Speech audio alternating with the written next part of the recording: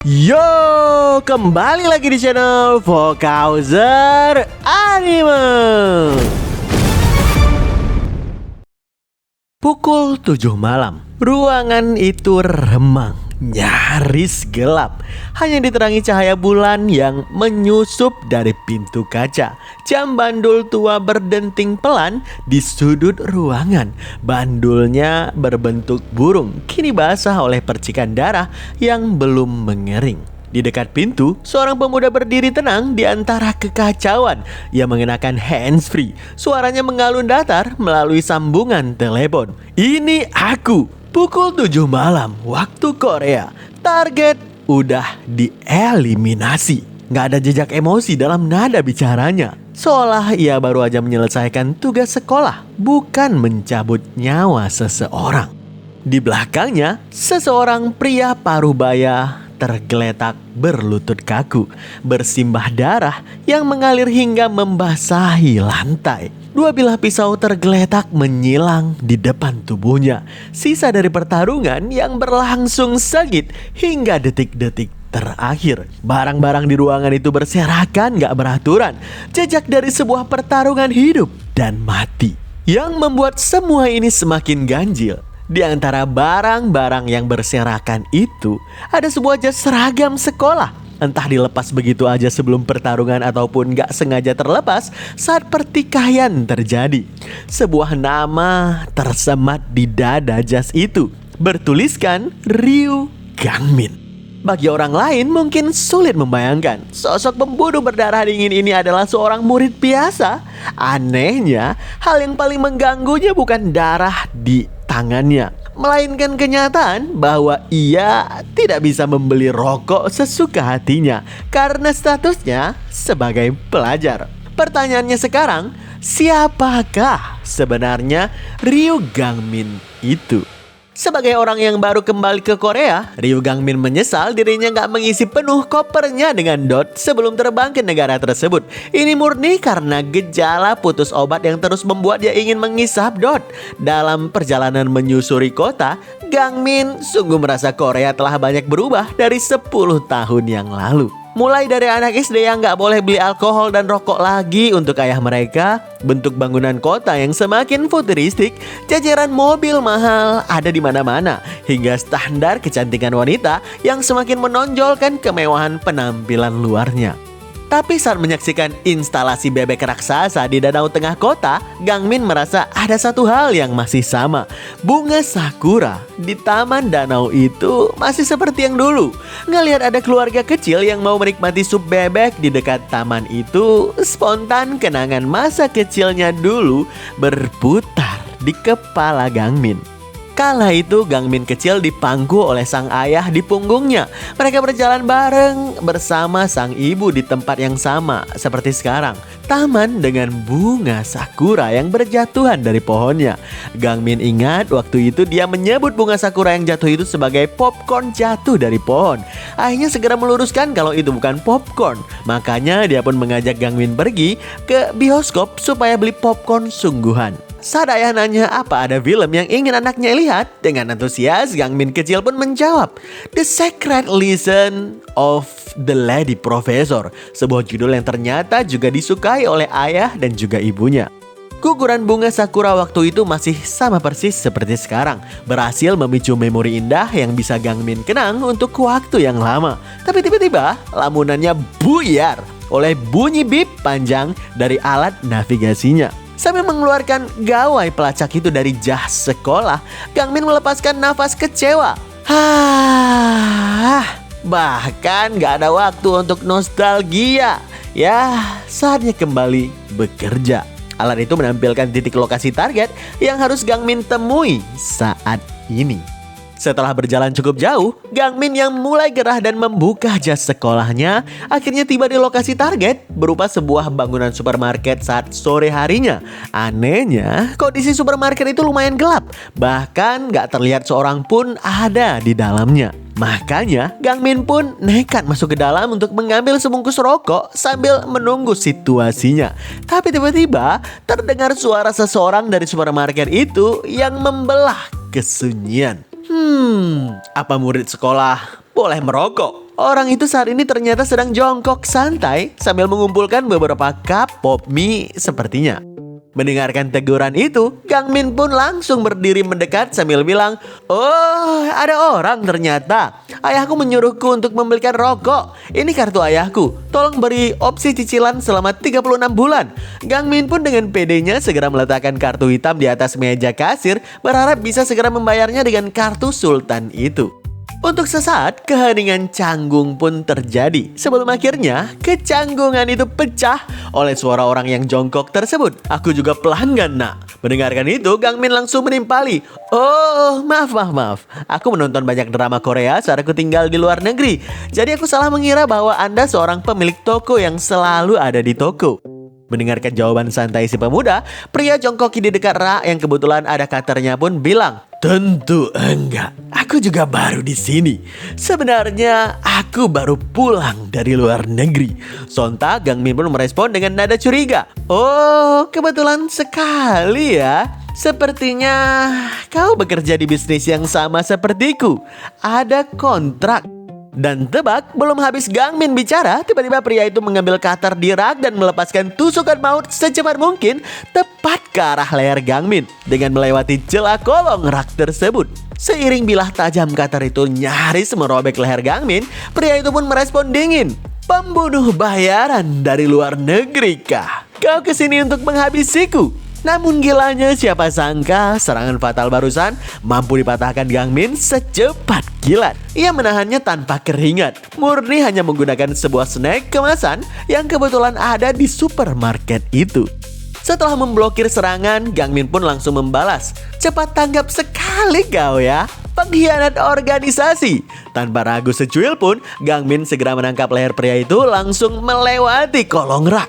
Dengan satu hentakan brutal, ia membanting musuhnya secara paksa sambil melanjutkan, "Seseorang yang menghabisi anggotanya sendiri lalu melarikan diri. Aku kesini untuk menyingkirkanmu." Bersama dengan klimaks ucapan itu, sang pria terbanting sangat keras ke ubin lantai, menciptakan getaran yang menghampurkan banyak sekali barang dari susunan rak tersebut. Tapi anehnya, sang pria yang sama sekali nggak merasa kesakitan malah kembali bersuara tenang. "Kartu yang kau pegang itu di dalam organisasi tergantung pada peringkat agen itu sendiri. Mereka menerbitkan kartu dalam berbagai warna, dan diantaranya kartu berwarna hitam hanya diberikan kepada agen tingkat tinggi. Belum pernah ku dengar ada orang semuda dirimu yang membawa kartu hitam itu." Jujur aja, ucapan itu entah kenapa membuat Gangmin lumayan senang karena terasa seperti sebuah pujian oleh seorang senior veterannya yang padahal baru aja dia banting habis-habisan. Saat si senior kembali berjalan mendekat dengan melewati jalur rak dan mulai bertanya di mana letak senjata si pemuda itu, Gangmin pun dengan lugunya mengaku kalau senjatanya disita oleh satpam keamanan di bandara. Sambil menyembunyikan cutter di balik punggungnya, si senior yang heran pun menanggapi, "Bisa-bisa hanya seorang agen tingkat black beroperasi seceroboh ini. Nggak bisa kupercaya." Setelah secara diam-diam mematahkan sebagian mata cutter di punggungnya, dia pun melanjutkan, "Aturan membunuh nomor 1 adalah senjata." Seketika patahan tajam potongan cutter itu terbang melesat secepat kilat ke arah mata kiri Gangmin yang sontak membuatnya lumayan terkejut. Memang refleks monsternya yang mampu menangkap potongan itu dengan jepitan kedua jari kanannya sambil mundur satu langkah. Tapi si senior nggak berhenti, dia malah menerjang buas sambil mengatakan, "Aturan membunuh nomor 2 adalah elemen kejutan." Ternyata si senior menggunakan taktik elemen kejutan yang menyerbu Gangmin dari sudut buta dari belakang. Dia melepaskan tebasan berputar super cepat yang menggores ganas di seluruh isi rak di sekitar, sebelum akhirnya mendaratkan sabetan telak yang memuncratkan cairan darah pekat ke udara. Tapi tunggu dulu, ternyata sabetan maut itu mampu dihentikan secara sempurna oleh Gangmin hanya dengan menangkap pergelangan tangan seniornya. Lalu dengan tatapan intimidasinya, dia pun nanya, "Kenapa kau mengkhianati organisasi? Apalagi seorang agen di tingkat tinggi sepertimu pasti menikmati segala macam benefit dari organisasi. Bukankah begitu, senior? Lalu kenapa kau berkhianat?" Sering genangan cairan merah yang ternyata berasal dari botol yang terbelah merembes perlahan membasahi lantai. Sambil menatap tumpukan kaleng di rak yang juga hancur terbelah di belakang Gangmin, si senior pun menjawab dengan hampa, "Sekaleng makanan setiap hari. Rasanya seolah aku terjebak dalam sekaleng makanan." Di ujung ucapan yang suram itu, si senior bermain licik dengan sengaja menjatuhkan cutter di tangan kanannya yang tertangkap, mengopernya secara mulus ke tangan kirinya. Trik itu memaksa Gangmin harus sejenak melepaskan cengkramannya agar bisa lebih waspada terhadap sudut serangan baru. Hebatnya, itu cuma tipuan kotor sang senior. Dia langsung melempar kembali cutternya ke arah tangan kanan untuk melepaskan tusukan fatal yang lagi-lagi mengincar telak ke leher Gangmin. Namun di luar nalar, tiba-tiba terjadi benturan keras antara sesuatu yang Gangmin pegang dengan cutter tersebut.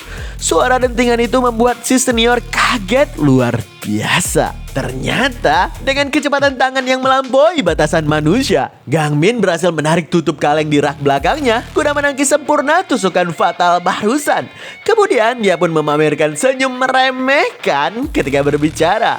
"Kiasannya boleh juga senior. Kau dapat itu dari kelas sastra di komunitas masyarakat atau apa?" Si senior yang dari tadi berwajah serius pun menjawab, "Bukankah kau sendiri juga memahaminya?" Seketika adu mekanik dalam tensi tinggi meledak gak terkendali di antara mereka berdua. Percikan api panas berterbangan liar ke segala arah, menyala setiap kali senjata di tangan mereka beradu dengan kuatnya. Ayunan keduanya terus saja mencincang brutal dan menghamburkan apapun di rak sekitar mereka, mengubah lorong supermarket menjadi zona tempur berdebu. Selagi adu mekanik itu berlangsung dengan intens, sang senior pun kembali berbicara, menjalani hidup layaknya seekor anjing pemburu, melakukan apapun yang diperintahkan organisasi hingga kau mati nanti. Itu sama sekali gak berbeda dengan hidup di neraka. Yang ku mau hanyalah kebebasan. Di ujung adu mekanik yang saling berbalas itu, akhirnya keduanya melepaskan serangan mematikan serentak sambil menerjang layaknya peluru ke arah lawan masing-masing. Seiring terjangan keduanya terhenti dalam keadaan saling membelakangi, Gangmin yang bahu kanannya tergores berdarah pun bilang, "Sebagai ganti atas kebebasanmu, pasti ada sesuatu yang juga hilang darimu." Di sisi lain, si senior yang pipi kirinya tertancap tutup kaleng hingga mengalirkan darah segar yang lebih banyak pun menjawab, "Ya tentu saja ada. Satu hal yang ada, itu adalah keluargaku. Begitu organisasi tahu aku berkhianat, mereka menghabisi keluargaku." Mendengarkan pengakuan itu, Gangmin yang berdiri di dekat sebuah foto keluarga di atas meja pun merespon. Organisasi mengamankan identitas keluarga setiap agen dan terus mengawasi mereka. Semua itu untuk mencegah pengkhianatan, juga untuk mengamankan Sandra. Ngelihat sang senior kembali menerjang dengan beringasnya, Gangmin dengan tangkas menendang kemasan tepung kue supermarket sehingga tepung itu berterbangan menutupi pandangan si senior. Di celah itulah, tanpa ragu sedikit pun, Gangmin membanting keras seniornya ke lantai sembari bilang, "Jadi maksudmu baru menyesalinya sekarang itu terlambat?" Iya, begitu. Bersamaan dengan Gangmin menatap bingkai foto yang kini kacanya pecah mendarat di atas kepala senior, si senior pun merespon, "Harga kebebasanku harus kubayar dengan nyawa keluargaku. Jujur aja, itu harga yang kecil untuk dibayarkan." Ucapan sinting itu kontan membuat Gangmin terkejut dengan segera pun bertanya, "Kau tahu keluargamu akan dikorbankan, tapi kau tetap melakukannya?" Sambil menjatuhkan bongkahan foto itu ke lantai dari wajahnya yang terbaring rata, sang senior pun mulai meracau. "Pria ini, pria itu. Setiap kata yang keluar dari mulutmu terus membuatku kesal." Ternyata ucapan itu mengacu pada kejadian yang dia alami si senior beberapa saat yang lalu. Kebetulan toko yang senior datangi sekarang adalah toko yang memang sangat sering dia kunjungi. Pemiliknya adalah seorang pria parubaya yang udah lama sekali dia kenal dengan baik. Tapi hari ini dia melihat pemilik toko itu kelelahan, seperti akan pingsan kapan saja karena beban pekerjaannya.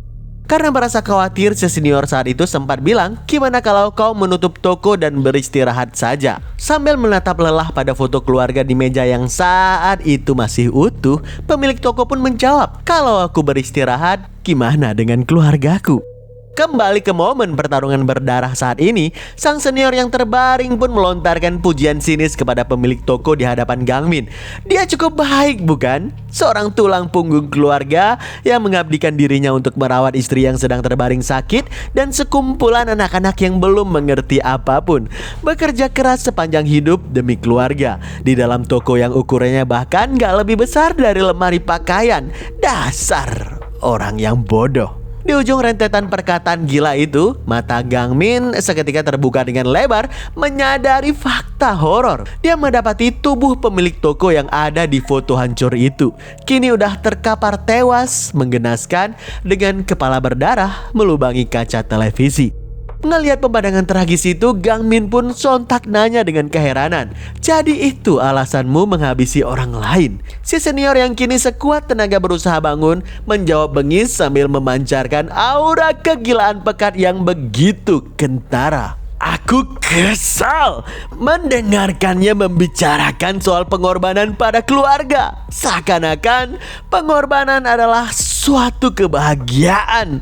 Dan kau bekerja untuk melindungi keluargamu juga, bukan?" Tiba-tiba Gangmin tersentak karena si senior secepat hantu menghilang dari hadapannya, hanya menyisakan gema suara yang lanjut bicara. "Itulah alasanmu terus hidup sebagai anjing pemburu organisasi selama ini. Sebagai seniormu, dengarkan saranku ini. Keluarga adalah sebuah tali yang mengikatmu." Ucapan manipulatif itu membuat Gangmin terhenyak kaku. Apalagi sepersekian detik setelahnya, tiba-tiba keseluruhan rak di belakang tubuhnya tercincang ganas hingga menghamburkan semua sisa barang apapun yang ada di atasnya menjadi sebuah serpihan. Selagi barang-barang itu masih berterbangan di udara yang membuat Gangmin refleks menjauhkan punggungnya dari zona bahaya, senior pun melanjutkan ucapannya, "Daripada kau menghabiskan seluruh hidupmu terikat pada tali itu, kau sebaiknya memotong lehermu sendiri." Mengiringi ujung ucapan psikopat itu, sang senior yang udah mengambil pisau lainnya melepaskan tebasan menyilang ganda secepat kilat ke arah leher Gangmin. Dia bermanuver di sudut fatal yang gak mungkin bisa dihindari dengan gampang. Tapi setelahnya, si senior justru kaget luar biasa karena sama sekali gak melihat jasad Gangmin tewas di hadapannya. Secara paradoks, malahan lehernya sendiri yang tiba-tiba mulai terasa perih. Seiring leher sang senior yang masih dirundung shock itu mulai meneteskan jejak darah, Gangmin yang ternyata udah berada tepat di belakangnya sambil memegang potongan cutter pun bilang, "Ya, bagaimana ini? Lehermu akan menjadi masalah.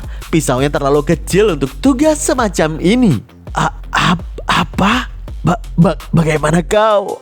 Mendengarkan ucapan tergagap itu dari sang senior yang mencoba menoleh, Gangmin pun menjawab dengan nada remeh, "Kau bertanya bagaimana? Kau sebaiknya mencatat dengan benar. Senjata yang kau lempar itu jatuhnya kemana? Aturan pembunuhan nomor 3. Jangan melempar barang sembarangan." Ternyata pisau cutter yang ada di tangan Gangmin sekarang ini adalah hasil lemparan oleh si senior yang berhasil dia tangkap lalu disimpan di saku baju kemejanya. Seketika sang senior yang mulai lemas gak berdaya akhirnya menjatuhkan pisau dan sisa cutternya di lantai. Dia pun mulai bertekuk lutut dalam keadaan kesakitan fisik yang luar biasa. Cuma potongan pisau cutter yang patah. Apa kau mempermainkanku dari tadi? Gangmin yang kini udah kembali berdiri tegap di hadapan seniornya itu pun menjawab, Enggak kok. Aku hanya ingin memastikan agar gak ada motif tersembunyi di balik pengkhianatanmu. Ternyata gak ada niat buruk." Si senior yang napasnya makin terputus-putus dan mulai kehabisan darah dari lehernya pun merintih. "Ketenangan seperti itu di hadapanku. Kau adalah agen yang dikirimkan organisasi untuk menghabisiku, bukan?" Ngelihat seniornya meringkuk gak berdaya dalam kesakitan, Gangmin pun merespon dengan berbisik langsung ke telinganya. Sepertinya kau salah paham sih. Aku datang ke Korea bukan karena dirimu. Sebuah ucapan kenyataan pahit yang membuat sang senior sekarat itu pun kaget setengah mati. Matanya sontak terbuka semakin lebar saat Gangmin melanjutkan. Kau hanya misi sampingan yang masih sempat kukerjakan. Target utama yang harus kusingkirkan adalah orang yang spesial. Saking spesialnya orang itu, aku sampai rela mempertaruhkan nyawaku. Kau tadi bilang sangat menginginkan kebebasan, bukan? Aku harap kau udah menemukan kebebasan abadi sekarang. Dan disitulah semuanya kembali ke titik awal. Jam bandul burung itu kembali berdenting, kini basah oleh darah yang belum mengering. Sang pria parubaya tewas bertekuk lutut di lantai. Gangmin menempelkan handsfree-nya ke telinga. Ini aku, pukul 7 malam waktu Korea. Target udah dieliminasi. Usai melaporkan keberhasilan misinya ke atasannya, Gangmin yang keluar dari supermarket itu pun segera membakar rokok sambil bilang, lumayan juga untuk pemanasan. Padahal dia bukan target utama. Ya, sepertinya aku harus segera pergi sekarang karena target utamanya pergi ke tempat di mana target pembunuhannya berada. Sama sekali gak ada masalah dalam menyelesaikan pekerjaan. Oh iya, aku sebaiknya harus memperbaiki ukuran seragamku karena besok udah mulai tanggal mulainya pembunuhan baru. Keesokan paginya sambil melangkahkan kaki memasuki ruangan kelas SMA baru untuk pertama kalinya, di mana ada seorang gadis cantik yang terlihat menonjol di sana. Gangmin tersenyum tipis sambil bilang dalam hati, jangan khawatir, seperti yang selalu kulakukan dengan tenang dan cepat, dia akan langsung kuhabisi. Namun sebelum melangkah lebih jauh ke kisah sekolah, mari mundur dulu 1 bulan ke belakang. 1 bulan yang lalu saat malam hari, di mansion milik anggota Dewan Perwakilan Rakyat Distrik Angelos, terlihat Gangmin yang berdiri santai di depan ruang tamu sedikit terkejut melihat rumah pribadi Dewan tersebut dijaga begitu banyak penjaga bersenjata. Gak bisakah kau berjalan sendiri aja ke kuburanmu agar aku lebih mudah, Bapak Dewan? Tanya Gangmin kepada anggota Dewan bernama Manuel Santos yang saat ini itu berlindung di tengah-tengah para penjaganya. Seiring anak istrinya bergetar menangis ketakutan di belakang si pemuda, Santos pun bilang lagi, begitu ya? Tapi lepaskan dulu keluargaku, mereka gak ada hubungannya dengan ini. Jadi lepaskan dulu sandranya. Uniknya, tanpa keraguan sedikit pun, Gangmin langsung mengiyakan dan mendorong anak istri Santos untuk kembali ke suaminya sekaligus ayah mereka. Sambil tersenyum, Gangmin pun bilang, gak melukai siapapun selain target kecuali jika mereka menyerang duluan. Itulah prinsipku selama ini.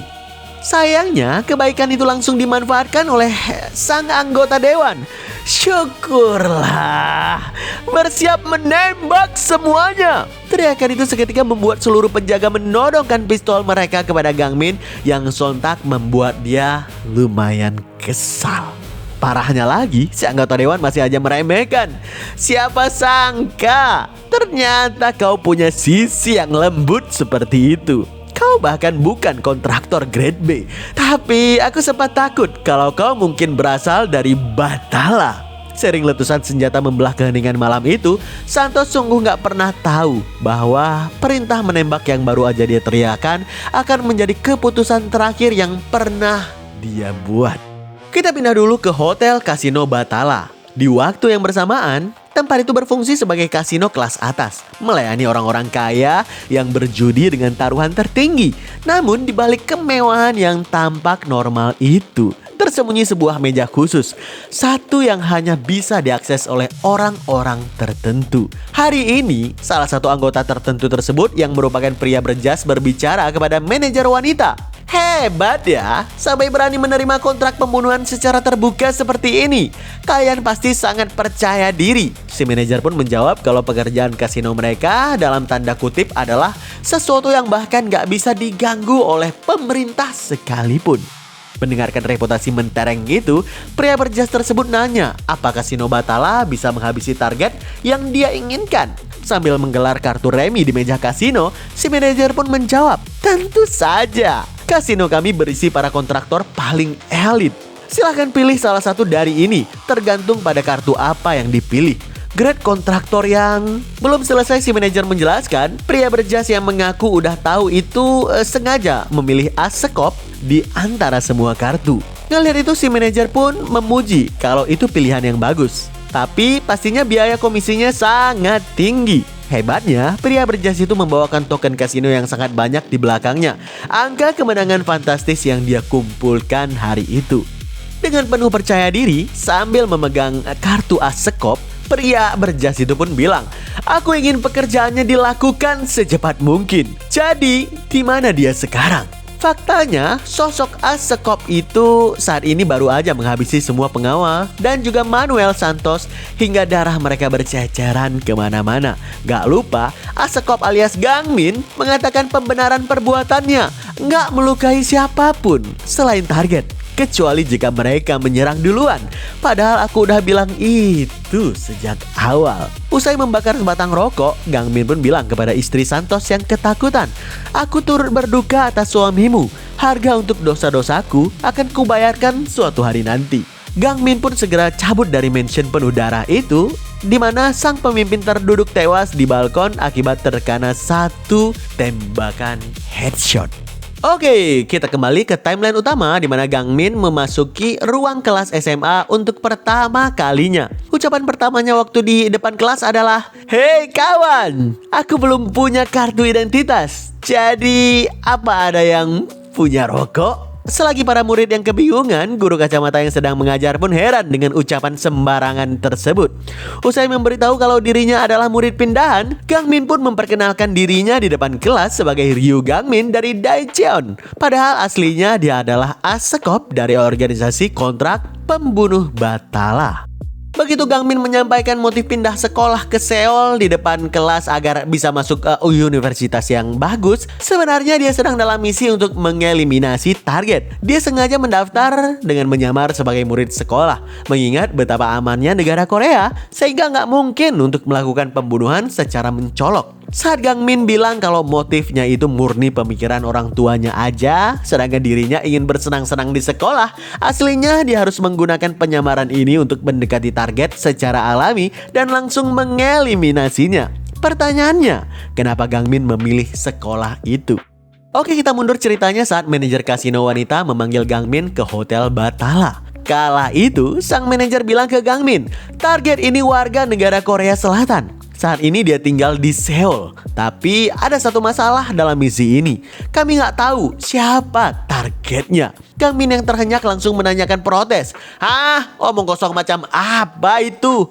Sambil mengeluarkan sebuah kertas dari amplop, si manajer pun bilang, "Tepat seperti yang kukatakan tadi, satu-satunya informasi dari klien hanya nama target. Untuk detail pribadi yang lain, gak ada satupun." Setelah mengambil kertas tersebut dari manajer yang menaruhnya di atas meja kasino, Gangmin yang membaca isinya pun bilang, "Target tapi cuma nama." Hah, menarik juga ya. Kembali ke timeline yang sekarang. Sejak mengambil misi tersebut, Gangmin udah melakukan pencarian tajam pada nama itu. Dan kebetulan kelas 17 saat itu memang ruang kelas dari target. Masalahnya, si target bahkan gak berangkat ke sekolah, menyisakan bangku kosong setiap harinya. Saat Gangmin berniat mau melakukannya dengan cara yang berbeda, tiba-tiba salah satu anggota kelas di pintu belakang menendang teman sekelasnya hanya karena dia terlihat menghalangi pintu depan. Sambil si kawan terhempas kuat membentur dinding lorong, ternyata si penendang sadis itu punya kawan geng termasuk wanita cantik di kelas. Saat wanita itu menertawakan kawan yang terduduk kesakitan, dia nggak sengaja melihat ke arah Gangmin yang sedari tadi menatap geng mereka. Mendengarkan si wanita nanya kenapa Gangmin terlihat sendirian, Gangmin yang menjawab karena nggak punya teman, segera berniat dalam hati, haruskah aku beralih ke plan B sekarang? Nggak berselang lama, Gangmin bersama dengan geng tersebut pergi ke tempat sepi di sekolah sehingga dia bisa menikmati rokok sebebas-bebasnya. Pria penendang teman sekelas sebelumnya, dia nanya, "Kau bilang kau pindahan dari Daejeon, bukan? Apa kau kenal dengan Lee Seong-won, anjing terkuat Daejeon?" Mendapatkan pertanyaan itu, Gangmin pun langsung mulai membangun karakter Ryu Gangmin di benak geng baru tersebut. Dengan santai dia bilang, "Tentu aja aku tahu. Saat dia mendengar aku pindah, dia membuatku minum banyak. Dia mabuk berat malam itu, sehingga menjadi gila dan menghancurkan mesin karaoke loh." Sontak si wanita merespon antusias. Astaga naga, udah kuduga kau bukan orang sembarangan. Jadi kamu orang penting di sana ya? Gangmin membalas, ya kami hanya teman sih. Jawaban merendah itu membuat pria penendang menganggap Gangmin cukup tangguh sehingga dia pun mengulurkan tangan sebagai ajakan berteman. Sambil membalas uluran tangan itu, Gangmin yang licik bilang dalam hati, ya teman pertamaku di Korea adalah mereka. Sepulang sekolah saat sore harinya, Gangmin gak sengaja mendengarkan dua murid yang sedang berbincang tentang mobil antar jemput yang udah menunggu untuk pulang ke akademi. Mendengarkan salah satu murid yang menaiki minibus akademi sebenarnya merasa enggan pulang ke sana, bahkan merasa seperti diseret paksa. Tiba-tiba Gangmin teringat gimana dulu dia diculik dan dibawa pergi dengan minibus oleh sekelompok orang misterius, menjauh dari kedua orang tuanya untuk dibawa ke Angelos. Mengenang tragedi kelam itu, Gangmin bilang dalam hati, jika bukan karena hari itu, apakah hidupku saat ini akan jadi nyata, bukan sekedar kedok belaka. Tiba-tiba lamunan tersebut buyar total karena wanita cantik dari geng baru itu, Hayeon, mendadak datang memeluk lengan Gangmin dari belakang. Usai si wanita mengenalkan dirinya sekali lagi dengan wajah yang sedikit menggoda, dia pun langsung mengajak Gangmin untuk nyantai di sebuah motel terdekat. Hayeon terlihat begitu agresif dalam mengajak Gangmin untuk melakukan adegan dewasa.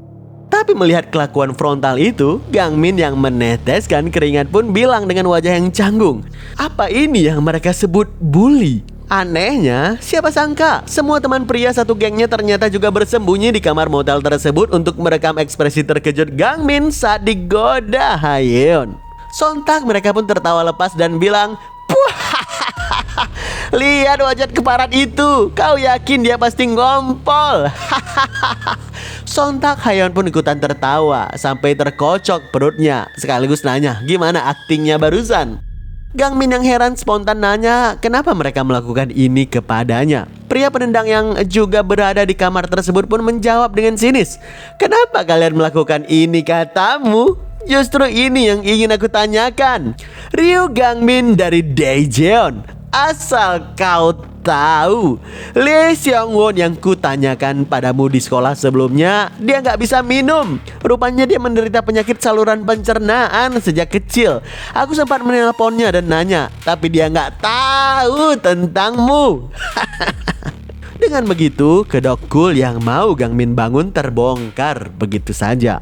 Apa kau mau memulai awal baru di sekolah baru ya? Mendengar Hayeon menanyakan hal itu ke Gangmin, salah satu pria geng tersebut pun yang berambut belah tengah, dia bilang, jika iya itu terlalu jelas. Cari rokok selama kelas itu aja udah red flag banget yang pertama. Saat Gangmin mau berusaha menepis, si kawan belah tengah tiba-tiba menampar pipinya dengan keras sambil berteriak dengan garang, terlambat idiot! Mulai sekarang, setiap istirahat kau akan jadi pintu otomatis kelas kita. Ucapan merendahkan itu merujuk pada Gangmin yang harus selalu ditendang di pintu kelas setiap kali bel istirahat berbunyi. Seiring Hayeon mengajak kawannya untuk segera menyelesaikan apa yang udah mereka mulai, si pria belah tengah pun menarik paksa ke meja Gangmin sambil bilang, Gangmin kami sayang, mari kita lihat kulitmu. Begitu kancing baju Gangmin terputus dan berterbangan ke udara sehingga keseluruhan tubuh bagian depannya kelihatan dengan jelas, mereka semua yang ada di ruangan itu langsung terkejut luar biasa ngelihat penampilan ngeri di tubuh Gangmin yang tepat di depan mata mereka semua. Sebenarnya saat mendapatkan misi misterius dari manajer wanita Batala, setelah menyatakan kalau misi yang targetnya hanya punya nama itu sebagai misi yang menarik, Gangmin terang-terangan menolak misi tersebut. Alasannya sangat rasional, ada banyak orang di Korea yang punya nama sama persis seperti pernyataan misi tersebut. Masa iya dia harus membabi buta menghabisi semua orang yang ada dengan nama itu? Sang manajer merespon dengan sebuah janji. Permintaan ini gak seperti misi lainnya yang pernah Anda lakukan. Karena itu, Batala menawarkan ini sebagai hadiah dari organisasi, yaitu kebebasan abadi. Seiring Gangmin yang mendengarkan hal itu, shock berat sampai menjatuhkan revolver miliknya ke lantai, si manajer pun melanjutkan, anggap aja setelah misi ini selesai, Anda gak perlu lagi kembali ke sini. Atas penjelasan jaminan itulah, Gang Min yang kini dibuka paksa bajunya di kamar motel sempit itu sungguh nggak peduli sedikit pun kalau dia dipermalukan oleh anak-anak sekolahan. Apapun yang terjadi, selama misi yang dia jalani saat ini jadi misi terakhir yang memberikannya kebebasan abadi, dia wajib harus berhasil menuntaskannya. Sementara itu, kawan-kawan geng lain masih aja terkejut gak karuan membeku ngelihat penampakan tubuh Gang Min yang ototnya super kekar dan penuh dengan goresan pisau di sekujur kulitnya. Mendengar mereka bertanya-tanya dengan wajah yang melongo, Gang Min pun bilang sambil tersenyum, "Ya, mau bagaimana lagi? Jangan sakiti orang lain selain target kecuali mereka menyerang duluan, karena itu adalah aturan absolutku." Seiring Gang Min perlahan mengangkat tangan kirinya tinggi-tinggi ke atas yang seketika membuat sebelah tengah pun semakin heran kebingungan, dia pun meresmikan dimulainya tahap eksekusi Plan B untuk memancing targetnya.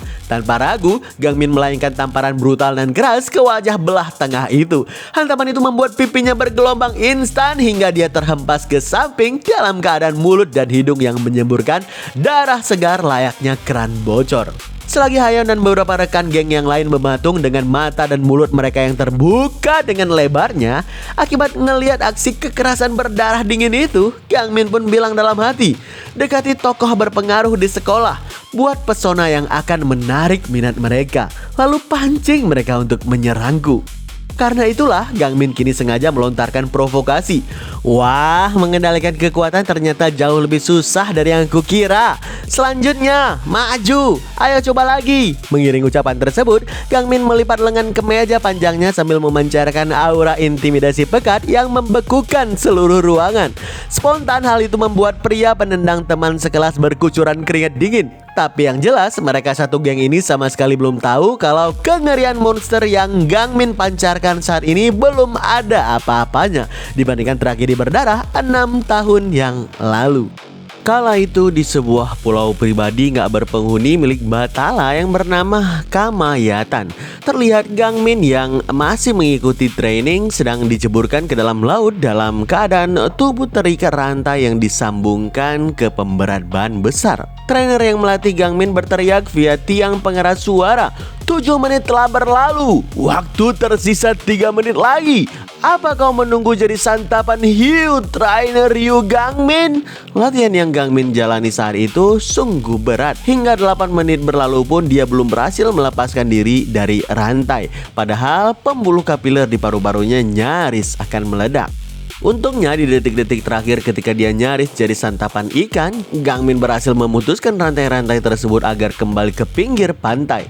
Sambil berjalan ke titik bendera Batala hitam yang tertancap di pantai itu, Gang Min yang kelelahan pun bilang, "Hadeh, nenekku yang di surga, sepertinya cucu mengemasmu ini belum ingin mengikutimu di sana."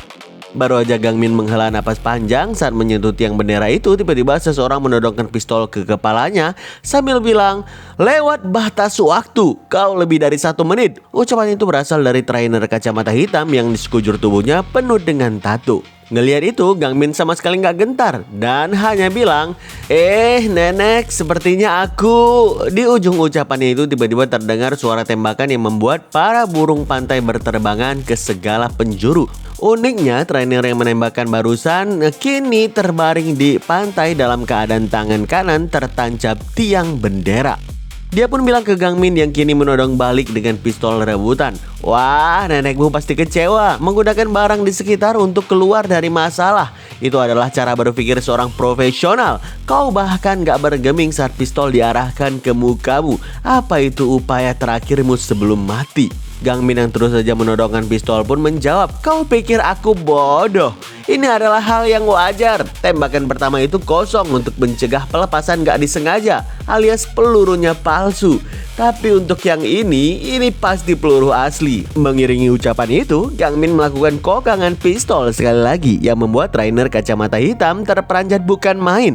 Dan tembakan apa yang terjadi setelahnya? Ya, suara gema tembakan yang membuat para burung terbang makin menjauh dari kengerian gila yang terjadi di pulau itu. Untungnya Gangmin yang sekarang berada di motel masih mencoba menahan diri. Dia tahu Korea Selatan adalah negara yang damai, sebuah lingkungan yang sangat berbeda dari neraka tempat dia dibesarkan. Selain itu, lawan-lawannya yang masih melongo saat ini cuma anak sekolahan biasa. Jadinya nggak bisa langsung menghabisi mereka begitu saja. Dia wajib melakukan pendekatan dengan cara yang berbeda. Dan langkah pertamanya adalah membangun sebuah pembenaran. Gangmin sengaja mengutip sisa kancing bajunya yang copot berjatuhan di lantai motel.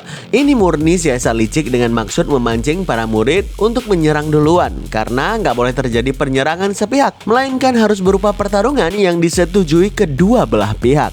Sesuai dengan rencana Gangmin, tiba-tiba pria berponi bermanuver untuk menghantamkan punggungnya dengan sebuah tabung pemadam kebakaran sambil berteriak dengan lantang. "Hei, kenapa kau masih mencemaskan seragammu? Padahal kau nanti cuma akan memakai baju rumah sakit." Hantaman agresif itu sungguh sangat keras hingga cairan dari tabung tersebut meledak keluar dengan tekanan yang tinggi. Ngelihat itu, si kawan berponi pun bilang, "Semoga asuransi kesehatanmu cukup untuk..." Hah? Dia seketika gagal menyelesaikan ucapannya karena terlanjur kaget ngelihat Gangmin ternyata dengan gampangnya menangkap tabung itu murni dengan satu tangan. Malahan karena kekuatan tangkapan monster itulah yang membuat tabung tersebut meledak bocor barusan. Begitu tabung tersebut dijatuhkan ke lantai, saat itulah Gangmin melakukan langkah kedua yang disebut membuat kesan. Tanpa ragu sedikit pun, Gangmin mencengkram keras wajah si poni itu sambil bilang, "Apa kau tahu? Aku ini masih murah hati padamu. Akan kupastikan kau yang akan memakai baju rumah sakit." Bersama dengan lengkingan teriakan itu, Gangmin kemudian membanting si poni dengan sangat keras ke kasur kamar motel yang sontak membuat kepalanya terperosok tenggelam ke dalam kasur hingga busa keluar dari mulutnya. Selagi aksi brutal itu membuat Hayeon terperanjat bukan main, sebenarnya Gangmin sengaja menampilkan pertunjukan dominasi yang luar biasa agar di dalam kepala para geng amatiran ini nama Ryu Gangmin terukir permanen sebagai ancaman. Belum hilang wajah shock dari Hayeon, tiba-tiba Gangmin menghilang dari samping kasur dan mendadak muncul di belakang si gendut yang sedari tadi berdiri di belakang Hayeon. Gangmin pun bilang, "Aku punya satu pertanyaan." Mendengarkan suara seperti hantu itu, si gendut langsung berteriak histeris, "Kamu gak memukul cewek kan? Aku sebenarnya cewek." Gak peduli sama sekali dengan teriakan itu, Gangmin pun lanjut nanya dengan wajah sedingin es, "Hei, teman kalian harusnya ada satu lagi bukan? Teman yang sering bolos itu. Apa kau tahu dia di mana?" Si gendut yang mulai terpojok oleh langkah Gangmin gelagapan merespon, Kenapa kau ingin tahu?" Parahnya, Gangmin malah membalas dengan nada santai tapi penuh intimidasi pekan. "Kau tanya kenapa? Apa aku butuh alasan untuk menanyakannya?" Spontan si gendut menjerit histeris sejadi-jadinya dan berlari sekuat tenaga ke arah pintu kamar mandi sambil bilang, "Kau pasti tetap akan memukulku meski udah kuberitahu. Menjauh sana, kau menakutkan." Ngelihat pintu kamar mandi dibanting dengan keras, Gangmin yang kemudian membukanya dengan raut wajah psikopat pun bilang, "Aku gak akan memukulmu, jangan lari." Tapi sedetik berselang, Gangmin terlihat lumayan terkejut karena si gendut sama sekali gak kelihatan di kamar mandi sempit tersebut. Dan seketika si gendut mendadak keluar dari tempat persembunyiannya di belakang pintu sambil dengan pedenya berusaha mencekik Gangmin menggunakan tali shower. Si gendut bilang, "Gimana aktingku tadi? Kau tertipu bukan? Impianku adalah menjadi aktor pendukung di festival film Black Dragon." Sambil berteriak memamerkan cita-citanya, si gendut berusaha mengeraskan cekikan talinya dengan maksud naif ingin membuat Gangmin pingsan. Tapi jelas si gendut salah total dalam perhitungannya. Kalau rantai baja tebal di dasar lautan aja bisa dihancurkan berkeping-keping, apalagi kalau cuma seutas tali shower murahan yang kekuatannya jelas nggak seberapa. Seiring tali shower itu putus ke beberapa bagian yang seketika membuat si gendut kaget setengah mati, Gangmin pun bilang kepadanya, "Aku ini sebenarnya juga aktor yang hebat, yaitu film action thriller." Ucapan itu langsung Gangmin buktikan dengan satu aksi yang sangat brutal.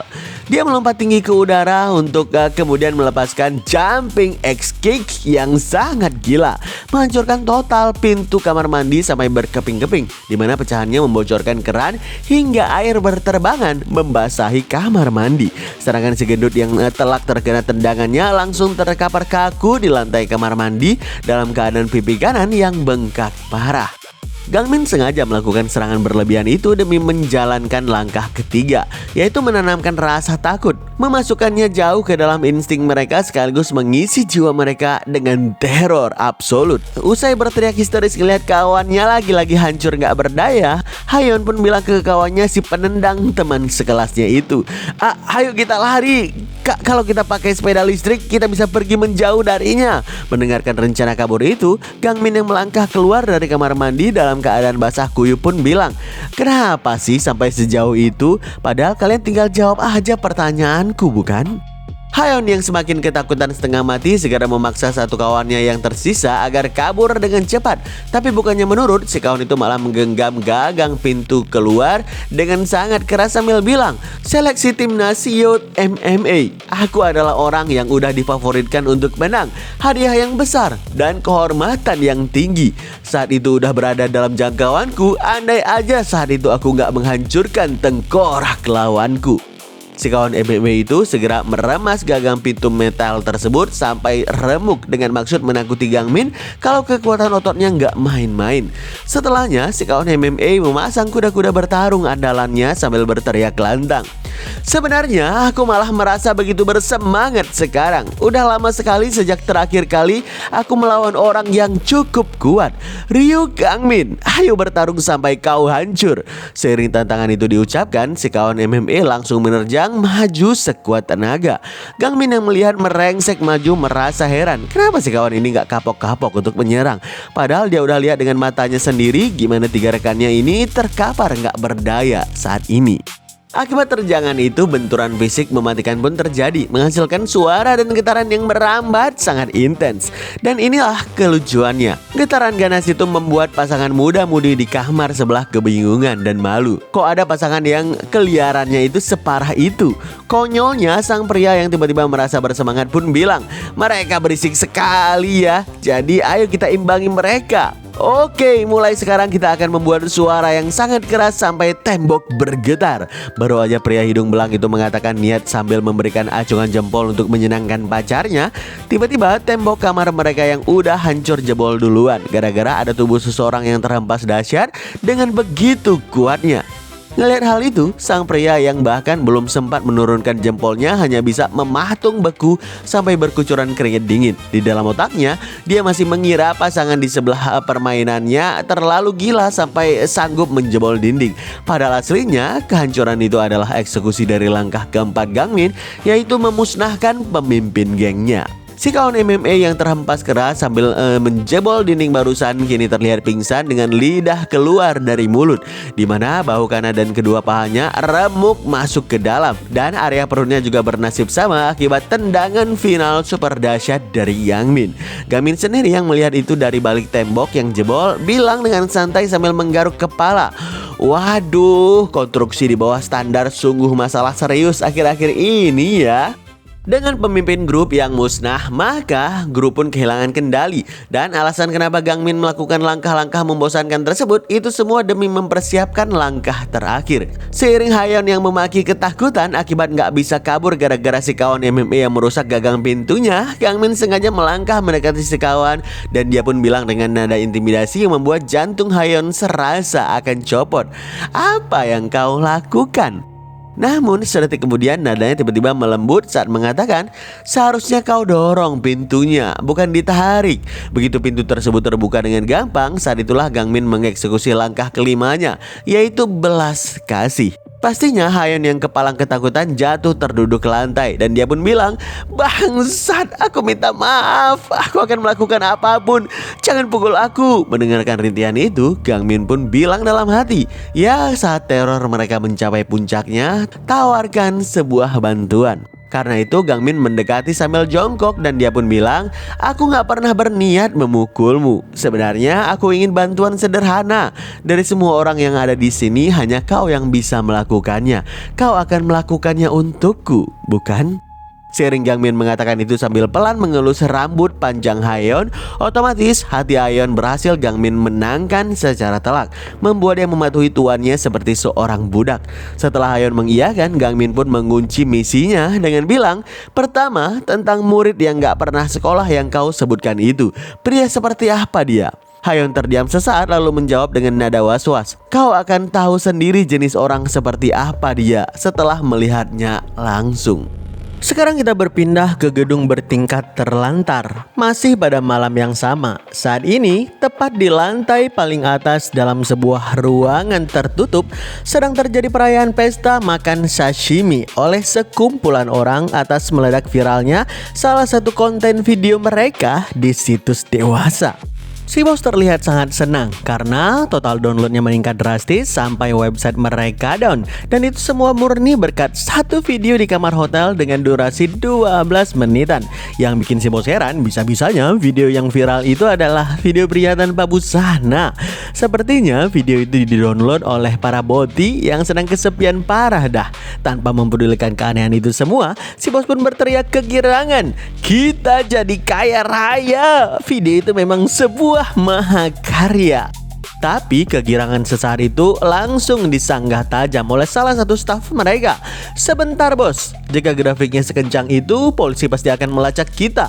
Bukankah kita harus segera pindah kantor?" Sambil tersenyum meremehkan, si bos pun menjawab, "Jangan khawatirkan itulah bung. Kita dapat video itu dari Telegram dan servernya berada di luar negeri. Lalu untuk kantor ini, jangankan polisi, bahkan direktur FBI aja nggak akan bisa menemukannya." Tiba-tiba ucapan sombong si bos terpotong oleh suara ketukan pintu besi yang jauh lebih nyaring dari luar. Saat si bos menyuruh satu bawahannya yang botak untuk membukakan pintu tersebut, spontan si botak langsung melakukannya tanpa curiga. Ternyata orang yang mengetuk pintu barusan adalah seorang pria blonde yang agak pendek dengan balutan jas kulit, di mana punggungnya ada cetakan gambar kelinci yang memegang dual pistol. Tanpa basa-basi sedikit pun, si blonde pun langsung nanya, "Orang yang membocorkan video itu adalah kalian, bukan?" Mendengarkan pertanyaan bernada ancaman itu, si bos yang heran pun bilang, "Apa-apaan si blonde ini? Dia jelas-jelas bukan seperti polisi. Kau dari geng mana?" Seiring bawahan lain yang tangannya dipenuhi tato semua mulai mengepung si bocah itu, satu persatu mereka nanya sambil menebak si bocah berasal dari geng terkenal mana. Si blonde yang mengabaikan pertanyaan itu dengan tenang mengambil sesuatu dari balik jas kulitnya sembari bilang, "Videonya hapus sekarang." Bajingan, bocah ini ternyata punya nyali. Kenapa kau nggak membuka resleting celanamu aja sekarang? Karena kau akan ngompol. Di ujung teriakan kasar itu, si kawan yang badannya super bongsor bersiap mau menggeprek kepala si blonde tersebut dengan tangan besarnya. Hal itu membuat kedua rekannya tertawa cekikikan karena merasa sebentar lagi ruangan kantor bakalan bau pesing oleh kencingnya si blonde. Tapi tiba-tiba mereka berdua tersentak bukan main begitu mendengarkan suara letupan kecil diiringi cipratan darah yang menyembur deras ke hadapan mereka. Secara mendadak, si bongsor terlihat bergemetaran hebat kesakitan sambil memegang area telinga kirinya. Dia pun langsung bertekuk lutut jatuh ke lantai sambil berteriak, "Ah, telingaku!" Ternyata bagian telinga kirinya kini benar-benar putus teronggok berdarah di ubing lantai.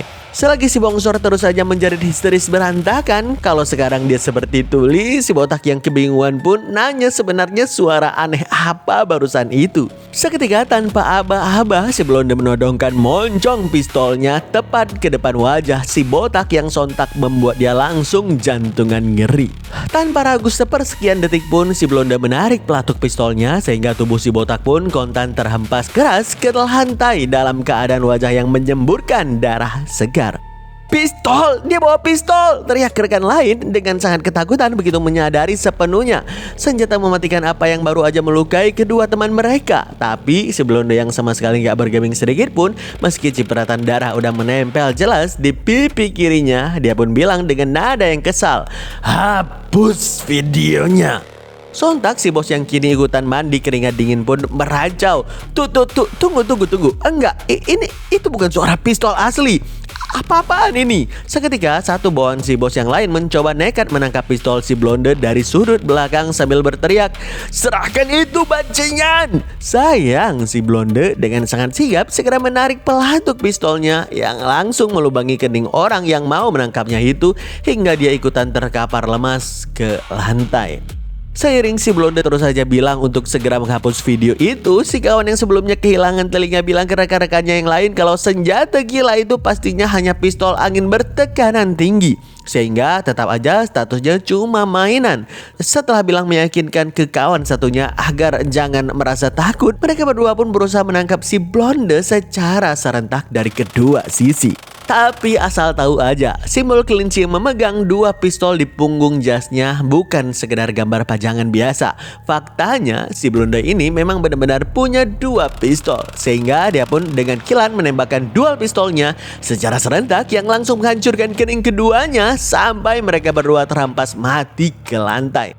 Selagi empat bawahannya kini udah terkapar meregang nyawa, si bos yang kadung ketakutan setengah mati buru-buru membuka berangkas uangnya sambil bilang, Gimana mungkin ini terjadi? Pistol mainan macam apa yang bisa menghancurkan kepala? Apa aku telepon polisi? Brengsek, aku harus mengamankan uang ini dulu. Sialnya, sebelum niat kotornya berjalan, si Blonde udah duluan merengsek maju dan menodongkan kepala ke belakang si bos sambil mengatakan hal mutlak yang terus aja dia ulangi sedari awal. Hapus videonya, jika enggak kau akan berakhir sama seperti mereka. Si bos yang semakin jantungan pun merespon parah. Aku hanya perlu menghapusnya bukan? Tarik aja harddisk itu. Lalu terserah kau mau menghancurkannya atau kau simpan. Tapi sebelum itu kenapa kau bertindak sejauh ini? Apa korban itu menyewamu? Si Blonde membalas dengan nada heran. Apa maksudmu? Orang yang ada di video itu adalah aku. Meski kecil, tapi aku bisa melihatnya. Saat si bos kebingungan nanya apa maksud dengan kata kecil tersebut, si Blonde malah naik pitam dan berteriak menggelegar. Udah ku bilang kan kecil bangsat. Ya gara-gara burungnya yang berukuran kecil itu tanpa sensor tersebar luas kepada para boti di internet, si Blonde malang yang gak bisa menahan rasa malunya langsung gelap mata. Dia menembak bolong kepala si bos dari jarak dekat hingga cipratan darahnya terbang mengotori sashimi yang baru habis mereka santap. Sementara itu, Gangmin yang kini udah pulang ke rumahnya setelah tragedi motel terlihat saat ini sedang berada di dalam ruangan rahasia bawah tanah yang tersembunyi persis di balik lemari bajunya. Di dalam ruangan tanah itu yang dipenuhi berbagai senapan api, dia sedang merakit sniper otomatis sembari bilang, Jang Hyun-soo menggunakan senjata api di Korea Selatan. Padahal kepemilikan senjata api itu ilegal. Ternyata kau cukup berani. Lagi pula itu hanya mainan yang dimodifikasi alias produk palsu. Beda dengan punyamu, semua yang kupunya ini asli. Sambil mencoba lensa teropongnya, auto snipernya juga, kini Gangmin bertekad akan memburu dan mengejar Jang Hyun-soo sebagai target yang diberitahu Hayeon sebelumnya. Target kini telah dikunci oleh sang malaikat pencabut nyawa. Keesokan harinya di sekolah, Gangmin memanggil 5 anggota geng yang dia hajar kemarin dan melakukan apapun yang dia sukai sebagai bos baru. Saat Hayeon nanya kenapa Gangmin meminta mereka ketemuan, sambil menghisap rokok, Gangmin bilang kalau mereka harus menyelesaikan percakapan kemarin terkait kawan mereka yang gak pernah muncul lagi di sekolah. Berhubung suasana menjadi hening janggal, Gangmin pun nanya, kenapa suasananya seperti ini? Apa sesuatu yang buruk telah terjadi pada teman kalian itu? Sontak Hayeon pun teringat gimana kisah Jang Hyun-soo yang pernah dekat dengannya. Sosok pembunuh yang kemarin malam menghabisi 5 orang dewasa sendirian tanpa ampun. Awalnya Jang Hyun-soo adalah kawan satu geng yang sangat akrab dengan semuanya.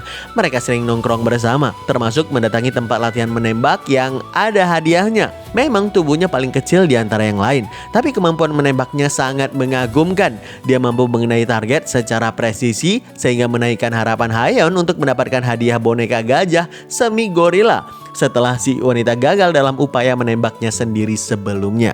Hyun-soo mampu menembak secara presisi ke target dengan poin tinggi yang membuat 4 kawan lainnya terpana kehabisan kata-kata.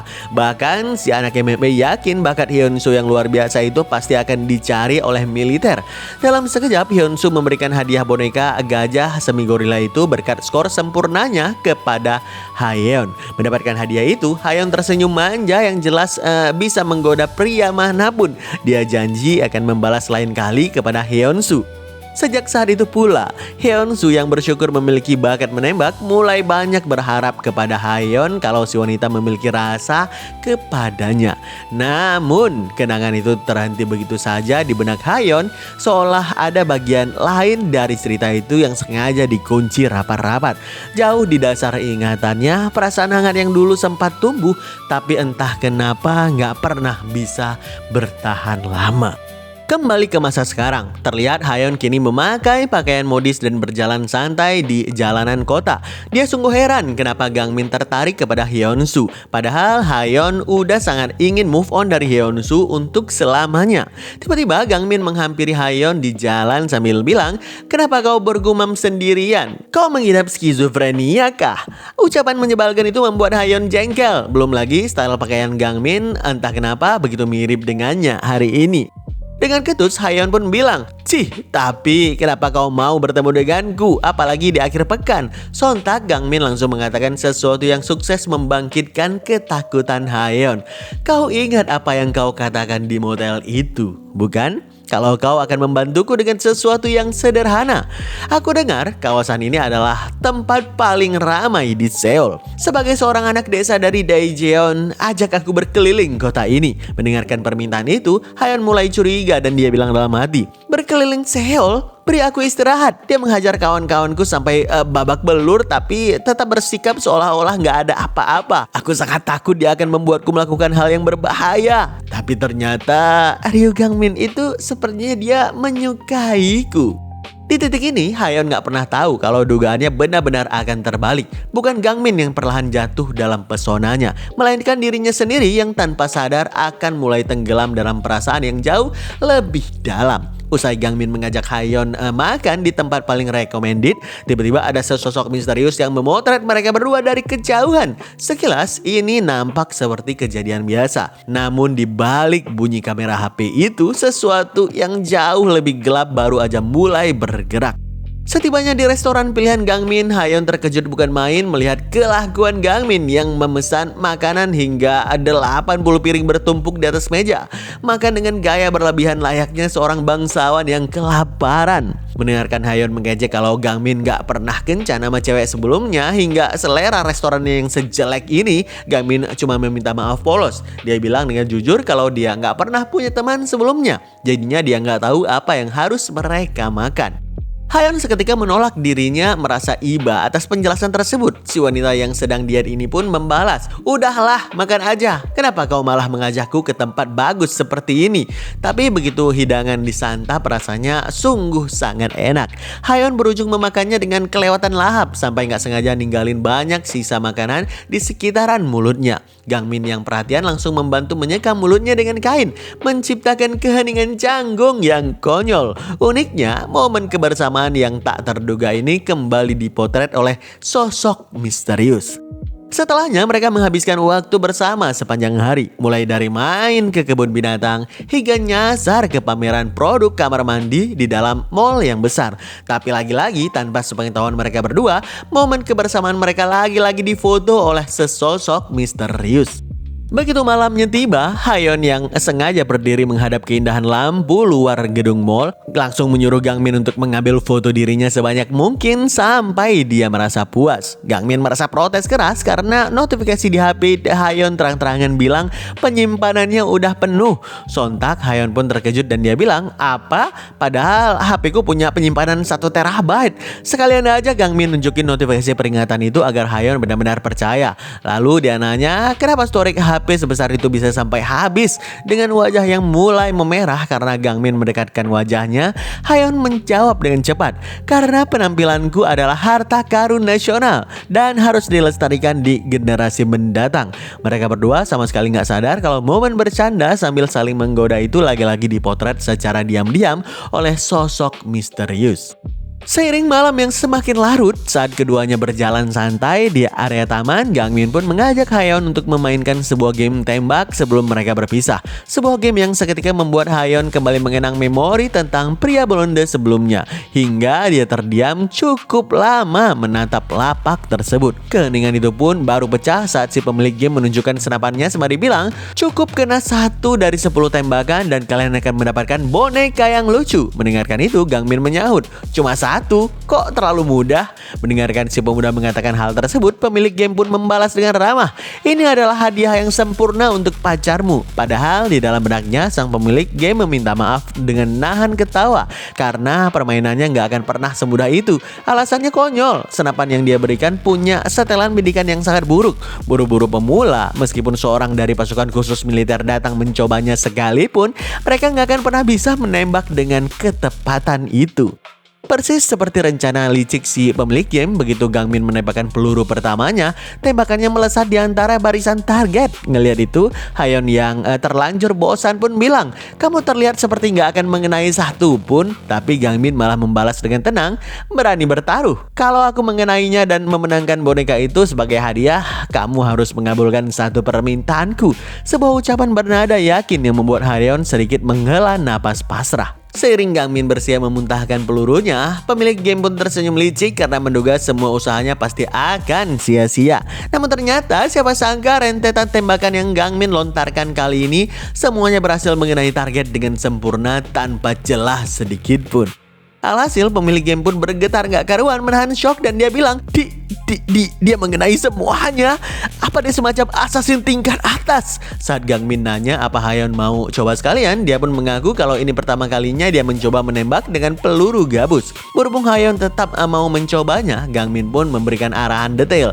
Dia bahkan sampai membetulkan posenya secara fisik dengan memegang lembut bahu Hayeon. Parahnya, pose merapat dan suasana romantis dadakan itu lagi-lagi difoto dengan tajam oleh sosok misterius. Selepas menyelesaikan permainan tersebut, Hayeon kecewa berat karena hadiah yang dimenangkannya sangat jelek, murni hanya boneka aneh yang sangat kenyal saat dipegang. Tapi seiring dia berjalan pulang sendirian menyusuri malam ke arah apartemennya, dia pun bilang, "Ryu Gangmin, aku sempat penasaran apa yang akan dia minta kali ini." Ternyata dia malah memintaku memposting foto kami di media sosial. Hah? Menggunakan jalan-jalan di Seoul sebagai alasan, triknya sangat mudah ditebak. Mengusap saus di wajahku, mengambil foto, dan tersenyum seperti pria baik-baik.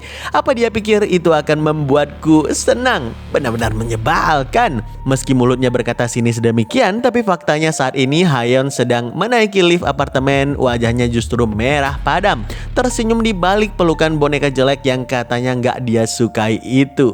Dasar wanita. Tapi di balik semua rentetan momen bahagia itu, ada satu orang di tempat lain yang sedang menatap foto-foto di sosmed tersebut dengan amarah yang membara. Jarinya menggeser layar semakin cepat. Dari satu foto kebersamaan Hayeon dan Gangmin berganti ke foto berikutnya, lalu ke foto berikutnya lagi. Kecepatan gulirannya seolah berbanding lurus dengan kobaran api yang membakar habis dadanya. Semakin liar dan kasar jarinya menggulir layar, semakin cepat pula angka lantai di panel lift yang dinaiki Hayeon berkedip naik. Hingga akhirnya, tepat di saat jarinya berhenti untuk menatap foto terakhir Hayeon bersama dengan Gangmin malam itu, seketika suara bel bunyi dengan nyaring. Tanda pintu lift yang Hayeon naiki telah terbuka, dan di sanalah dia berdiri tegak. Jang Hyun-soo menatap tajam ke arah Hayeon dengan sepasang mata psikopat yang penuh amarah gelap. Membuat Hayeon terperanjat hebat karena tiba-tiba pria sinting yang sangat ingin dia lupakan berada tepat di hadapan matanya. Sekejap kemudian, kengerian itu meledak. Hyun-soo yang kehilangan kewarasan langsung memaksa masuk ke dalam apartemen Hayeon, menyudutkan mantannya itu ke dinding. Dia menyentuh dagu Hayeon dengan kasar sambil bilang, "Berbahaya berkeliaran selarut ini. Kau harusnya pulang lebih awal." Hayeon terbelalak ketakutan. "Apa yang kau lakukan di sini?" Suara Hayeon pun tercekat, napasnya terputus paksa karena si blonde sinting ini tiba-tiba mencekik lehernya dengan tenaga penuh. Hyunsu tersenyum miring dan dia bilang, apartemen studiomu Haeon benar-benar membawa kenangan. Ini pertama kalinya aku kemari sejak hari itu, bukan? Dalam keadaan Haeon yang meronta karena sesak napas di ambang kematian, Hyunsu justru tenggelam mengenang masa-masa memuakan saat mereka masih akrab bersama. Saat itu geng mereka yang berjumlah 6 orang sedang berpesta soju dengan sangat meriah di dalam apartemen Haeon. Dari yang tadinya cuma minum 1 botol, tanpa terasa mereka menghabiskan 7 botol soju semalaman suntuk. Saat semuanya teler dan ketiduran di lantai, Haeon yang tidur di atas kasurnya ternyata didekati secara diam-diam oleh Hyunsu dari belakang. Berhubung Hyunsu udah terlanjur konak terhadap wanita cantik yang dia sukai, apalagi dia merasa Haeon sering memberikan kode sinyal kepadanya, si kawan blonde ini berniat memaksa kehendaknya dan mau langsung gas aja ke permainan dewasa malam itu juga. Tapi tepat di titik laknat itulah, seiring Haeon berteriak histeris, perpecahan dan tragedi kelam pun terjadi yang berujung membuat Hyunsu kehilangan segalanya. Kembali ke masa kini, usai melepaskan cengkraman mematikan dari leher Haeon yang langsung membuat wanita itu terjatuh ke lantai dalam keadaan yang batuk sesak napas, Hyunsu pun melampiaskan seluruh kemarahannya yang tertahan. Gara-gara kau melaporkanku, hidupku hancur. Aku dikeluarkan dari sekolah dan keluargaku membuangku. Semua ini gara-gara kau, Haeon. Haeon yang kesal dan gak terima segera memprotes dengan nada yang memburu. Kenapa itu jadi salahku? Dasar bajingan pelaku pelecehan seksual. Tapi ucapan tajam itu langsung dibalas lebih kejam oleh Hyunsu oleh seluruh otot tubuhnya yang mulai bergetar hebat menahan murka. Kau yang memulainya. Kau duluan yang menggodaku. Kau menyentuhku seolah itu bukan apa-apa dan menyodorkan dirimu padaku. Bilang kalau kau akan membalas budi. Kau terus-terusan memanggilku Oppa. Dan juga bilang betapa bisa diandalkannya diriku. Kau yang menyukaiku duluan dan memancingku seperti rubah kecil. Hari ini juga gak ada bedanya. Sontak, Hyunsu membalik layar HP-nya di depan wajah Haeon agar wanita itu bisa melihat sendiri apa yang dia maksud. Hyunsu melanjutkan dengan nada mengancam. Alasan kau memposting foto dengan pria lain, kau sedang mencoba membuatku cemburu, bukan? Apa karena itu kau sampai repot-repot pergi memainkan game menembak? Satu-satunya hal yang pernah kita lakukan bersama. Mendengarkan tuduhan gila itu, justru kini tubuh Haeon yang terguncang hebat. Tangannya gemetaran menahan ledakan emosi. Saking gak tahan lagi menahan muak, tanpa ampun Haeon mengayunkan tangannya menampar wajah si blonde dengan sangat keras sambil berteriak, "Apa kau udah gila? Kau benar-benar delusional. Pergi gandeng tangan ibumu dan masuk ke rumah sakit jiwa sana, bajingan." Tapi balasan dari teriakan keberanian itu adalah moncong kematian. Teriakan tersebut langsung dibalas dengan letusan tembakan pistol dari Hyunsu, menghancurkan boneka baru Haeon dan membuat wanita itu menjerit sangat histeris. Parahnya si blonde lanjut menodongkan moncong pistol berasap itu tepat ke arah kepala Haeon sembari bilang, "Sejak hari itu, aku udah bersiap untuk saat kita bertemu lagi. Aku merekam diriku sendiri dan mempraktekkan berbagai macam hal. Sekarang setelah aku akhirnya bisa menunjukkannya kepadamu, aku gemetaran kegirangan." Dengan air liur yang menetes, si blonde menyentuh pundak Haeon hingga wanita itu menjerit semakin melengking tinggi, menantikan antara maut dan pelecehan yang akan merusak semua masa depannya. Tapi tiba-tiba teriakan itu dibungkam paksa oleh seseorang dari belakang yang menggunakan sapu tangan dan membuat si blonde ikut terperanjat. Orang yang menggunakan sapu tangan itu pun bilang, "Aku gak menyangka kau akan muncul secepat ini." Menyewa paparazzi itu benar-benar sepadan. Suara itu ternyata berasal dari Gangmin yang kini tersenyum senang. Plot pun terungkap. Siapa sangka sosok misterius yang memfoto kebersamaan Gangmin dan Haeon sepanjang hari adalah 4 pria geng Haeon sendiri yang dipaksa oleh Gangmin. Mereka nggak bisa menolak untuk patuh pada permintaan daripada kena hajar lagi seperti di motel. Tapi yang bikin mereka heran, foto kebersamaan itu nggak menunjukkan kalau Gangmin menyukai Choi Haeon. Saat mereka bertanya-tanya di gang gelap kenapa Gangmin sampai repot-repot melakukan ini, justru jawaban yang mereka inginkan saat ini sedang Gangmin katakan kepada si blonde yang masih melongo itu. Jang Hyun-soo, aku sempat kesulitan mencari keberadaanmu, tapi aku gak percaya umpan kekanak-kanakan seperti itu sungguh berhasil. Apa kau benar-benar seputus asa itu? Di ujung pertanyaan itu, terlihat Haeon terduduk pingsan oleh obat bius yang Gangmin gunakan di sapu tangannya. Layaknya serigala yang berhasil memancing kelinci keluar sarang, manuvernya bekerja dengan sempurna. Si blonde sempat mendekat untuk nanya apa pria di hadapannya sekarang adalah pacarnya Haeon. Mendengarkan Gangmin membalas, "Hah? Kau pikir aku pacarnya?" Seketika Hyun-soo yang memegang pistol langsung menembak Gangmin tanpa ragu sedikit pun. Tapi tembakan mematikan itu mampu Gangmin hindari dengan gerakan menunduk yang begitu cepat. Si blonde yang bertekad kalau pria di hadapannya mati, maka Haeon akan menjadi miliknya, segera bersiap melepaskan tembakan keduanya. Tapi Gangmin udah duluan bergerak merebut pistolnya. Dia lalu mengeluarkan pistol miliknya sendiri sembari bilang menantang. Apa kau sebegitu inginnya memiliki Haeon? Bagaimana kalau kita adu tembak? Pemenangnya akan mendapatkan Haeon. Asal kau tahu aja, senjataku bisa langsung menghilangkan nyawa hanya dalam satu tembakan. Anehnya ucapan itu gak membuat Hyun-soo bergeming, seakan dia sulit untuk mempercayainya. Kenapa? Jawabannya bermula dari sebuah malam yang mengubah cara pandang Hyun-soo terhadap dunia. Malam ketika dia pertama kali mengerti betapa tipisnya batasan antara gertakan dan juga kenyataan. Kala itu, Hyun-soo yang berada di kamar motel sangat terkejut dan murka begitu tahu video rekaman pribadinya beredar dengan luas di internet. Pria yang baru kelar mandi itu pun langsung menduga kalau jangan-jangan tukang servis HP-nya yang mencuri data pribadi dan menyebarkan hal memalukan tersebut ke tempat lain. Namun, tepat saat dia udah bertekad akan menembak tukang servis itu dengan peluru tajam, tiba-tiba di dalam kamar hotelnya udah ada seseorang yang kemudian bersuara dengan dingin. "Aku rasa kau nggak tahu, videomu udah terkenal." Ngelihat pria berkacamata tiba-tiba berada di kamarnya yang dipenuhi dengan kamera dari berbagai angle, pastinya Hyun-soo heran dan langsung membentak keras dan nanya siapa si bajingan tersebut. Alih-alih mengenalkan diri, si kawan berkacamata malah menyahut dengan santai. Video itu jadi topik yang viral juga di sosmed. Demi menarik perhatian cewek, kau sampai latihan sendirian memperbaiki gerak-gerikmu lalu merekamnya. Setelah itu kau rebahan di kasur sambil mengkritik dirimu sendiri. Sangat menyeramkan. Apalagi melihat kau bahkan punya sesuatu yang berbahaya seperti ini. Kau adalah orang yang sempurna untuk menciptakan kontroversi. Ngelihat pistolnya diambil dan dicek sembarangan, Hyun-soo semakin kesal dan kembali menegaskan, "Hei, jawab pertanyaanku. Aku bertanya siapa sebenarnya kau ini?" Sambil menunjukkan lencana lingkaran simbol jaring di kerah jasnya, si kacamata pun menjawab dengan tenang, "The Network. Kami menyediakan konten provokatif untuk publik demi menghasilkan keuntungan. Dan aku adalah seseorang yang mampu mengenali bakat sepertimu.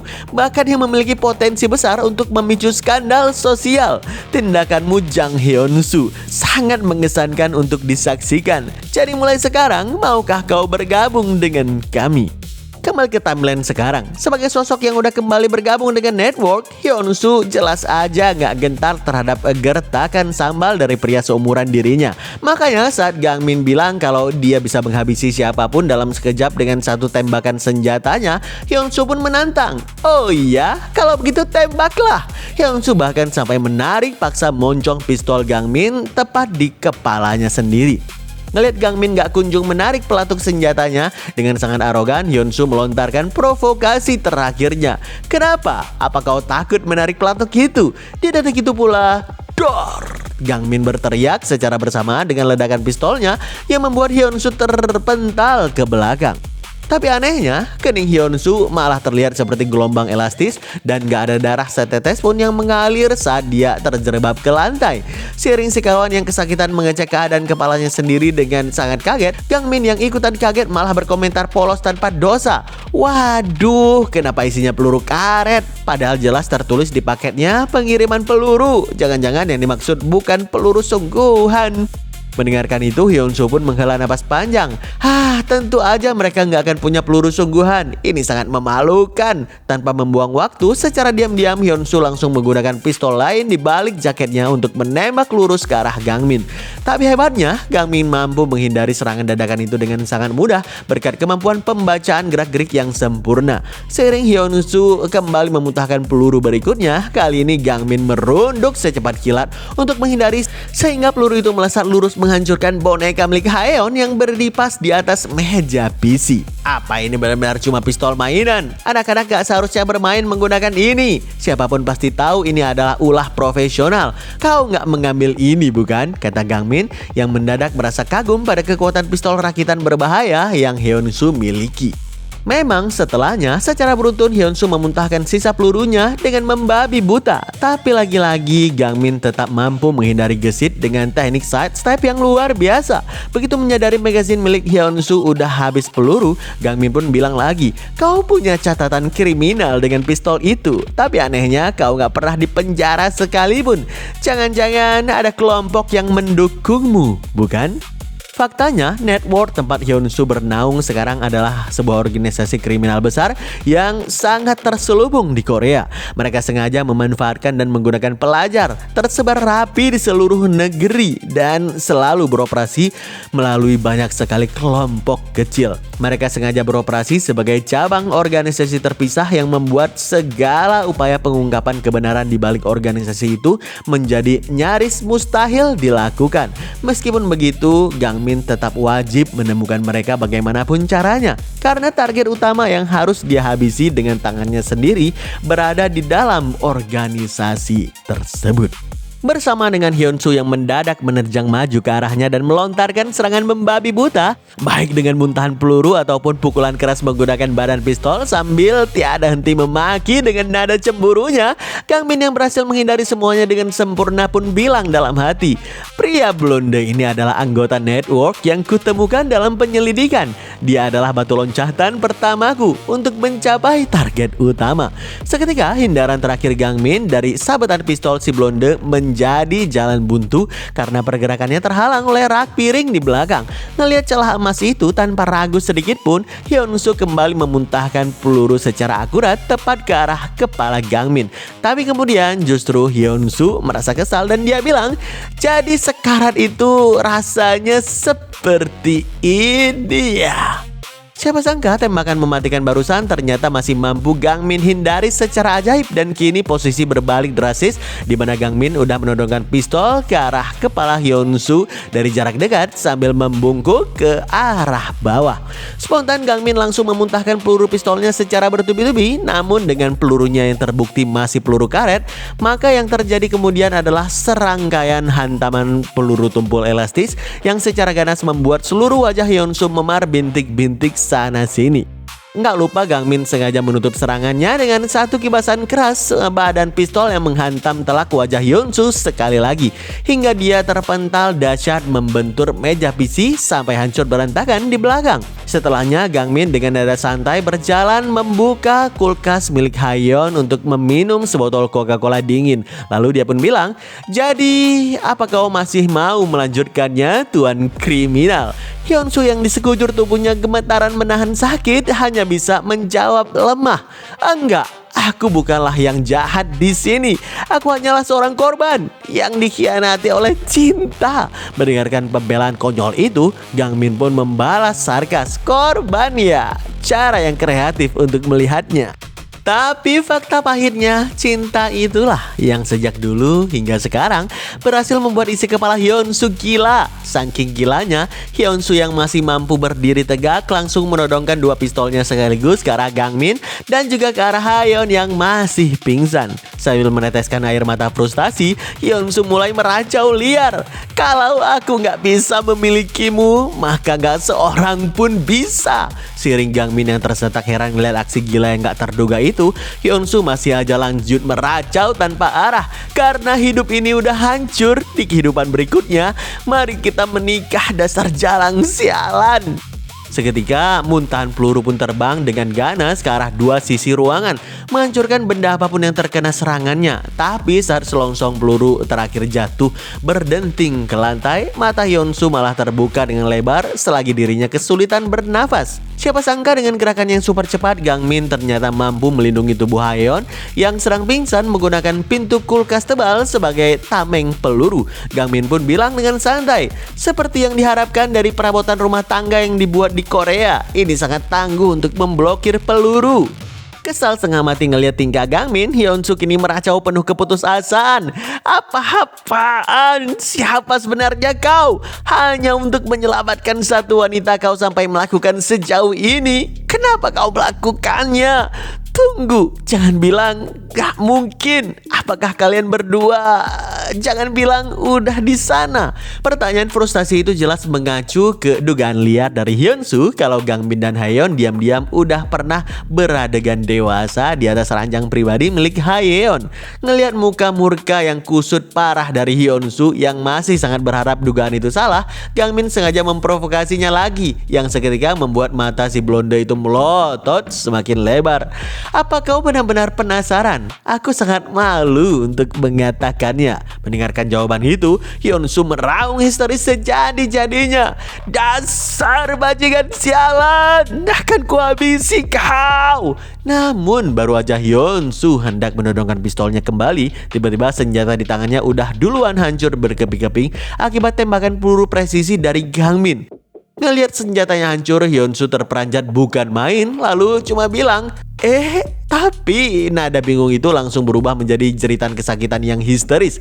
Seiring adrenalin yang mulai menurun dan darah segar menetes keras dari jari-jarinya yang hancur total. Ngelihat pemandangan itu, Gangmin yang masih terlihat sangat santai pun bilang, tetangga bisa mendengarkanmu. Kalau nggak menutup mulutmu, aku akan menembak seluruh tanganmu. Glock M007 9x19 mm Parabellum.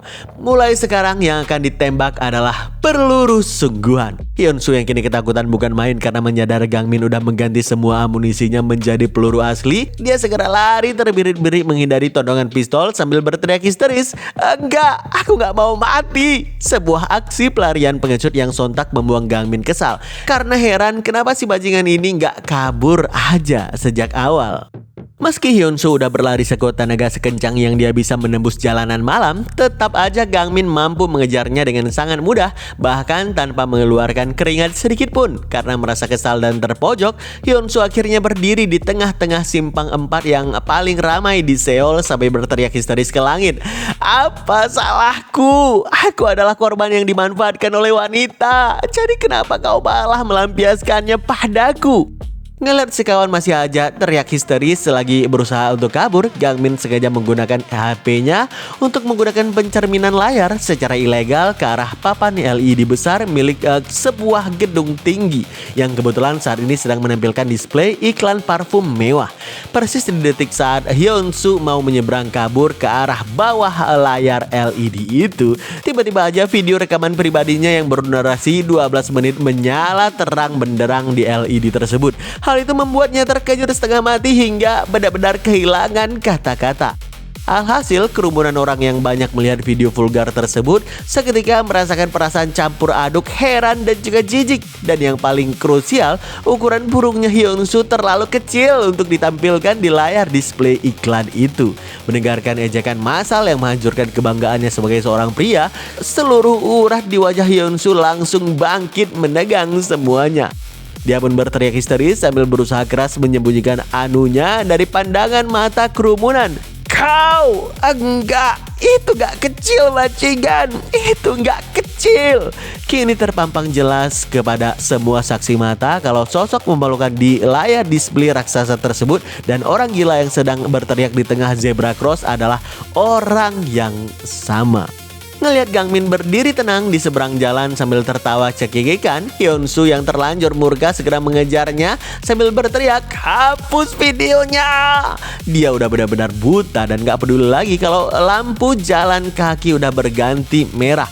Alhasil dia pun langsung tertabrak truk isekai dengan begitu kuat sampai tubuhnya terpental dahsyat dan terkapar gak sadarkan diri di atas dinginnya jalan aspal. Seiring banyak warga yang histeris ngeliat tabrakan itu, Gangmin pun langsung beranjak dari sana sembari bilang, "Aku gak merencanakan ending yang seperti ini. Ya, kurasa dia memang pantas mendapatkannya."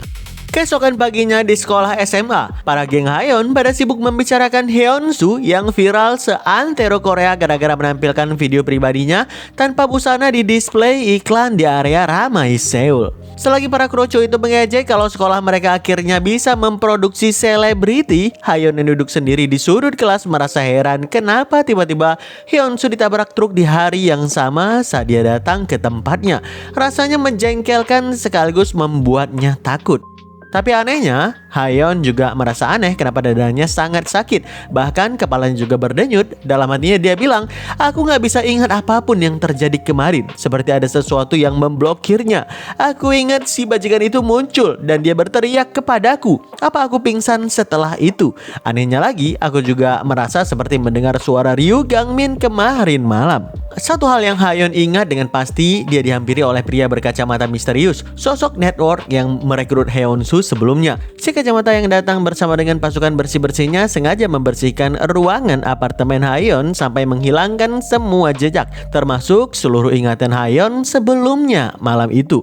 Hari pun kembali berganti malam saat Gangmin sedang berjalan sendirian di luar dengan kesal karena nggak bisa dapatin rokok. Tiba-tiba seseorang mendekatinya dan bilang, "Senang bertemu denganmu, Tuan Ryu Gangmin." Ternyata orang itu adalah si kacamata yang menghapus seluruh ingatan Haeon sebelumnya. Mendengar Gangmin protes ngapain orang mencurigakan mendekati seorang anak SMA, si kacamata segera meminta maaf sebelum akhirnya dengan tenang ngeluarin kartu nama sembari bilang, "Insiden peretasan papan iklan di pusat kota tadi malam itu sangat mengesankan. Kami adalah sebuah organisasi yang disebut network."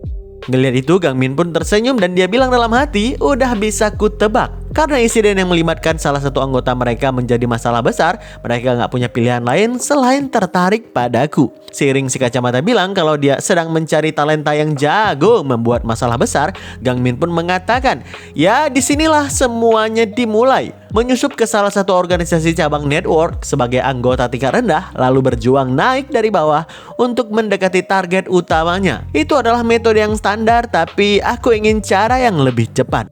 Spontan Gangmin mulai berargumen, dalam sebuah organisasi cabang, peran seseorang pencari bakat secara terencana harus dipegang oleh seseorang di jajaran atas, yang berarti mereka kemungkinan berkomunikasi langsung dengan bosnya dan setidaknya dekat dengan mereka. "Apa yang tiba-tiba kau bicarakan?" tanya si kacamata yang sepertinya pura-pura kebingungan. Karena itu tanpa ragu Gangmin menempelkan bungkusan plastik kresek di dada si kacamata sembari bilang, "Bawa aku ke bosmu sekarang juga." Ternyata di dalam plastik kresek itu udah ada moncong pistol asli yang siap merenggut nyawa seseorang kapanpun Gangmin mau. Todongan itu bukan keputusan yang diambil asal-asalan.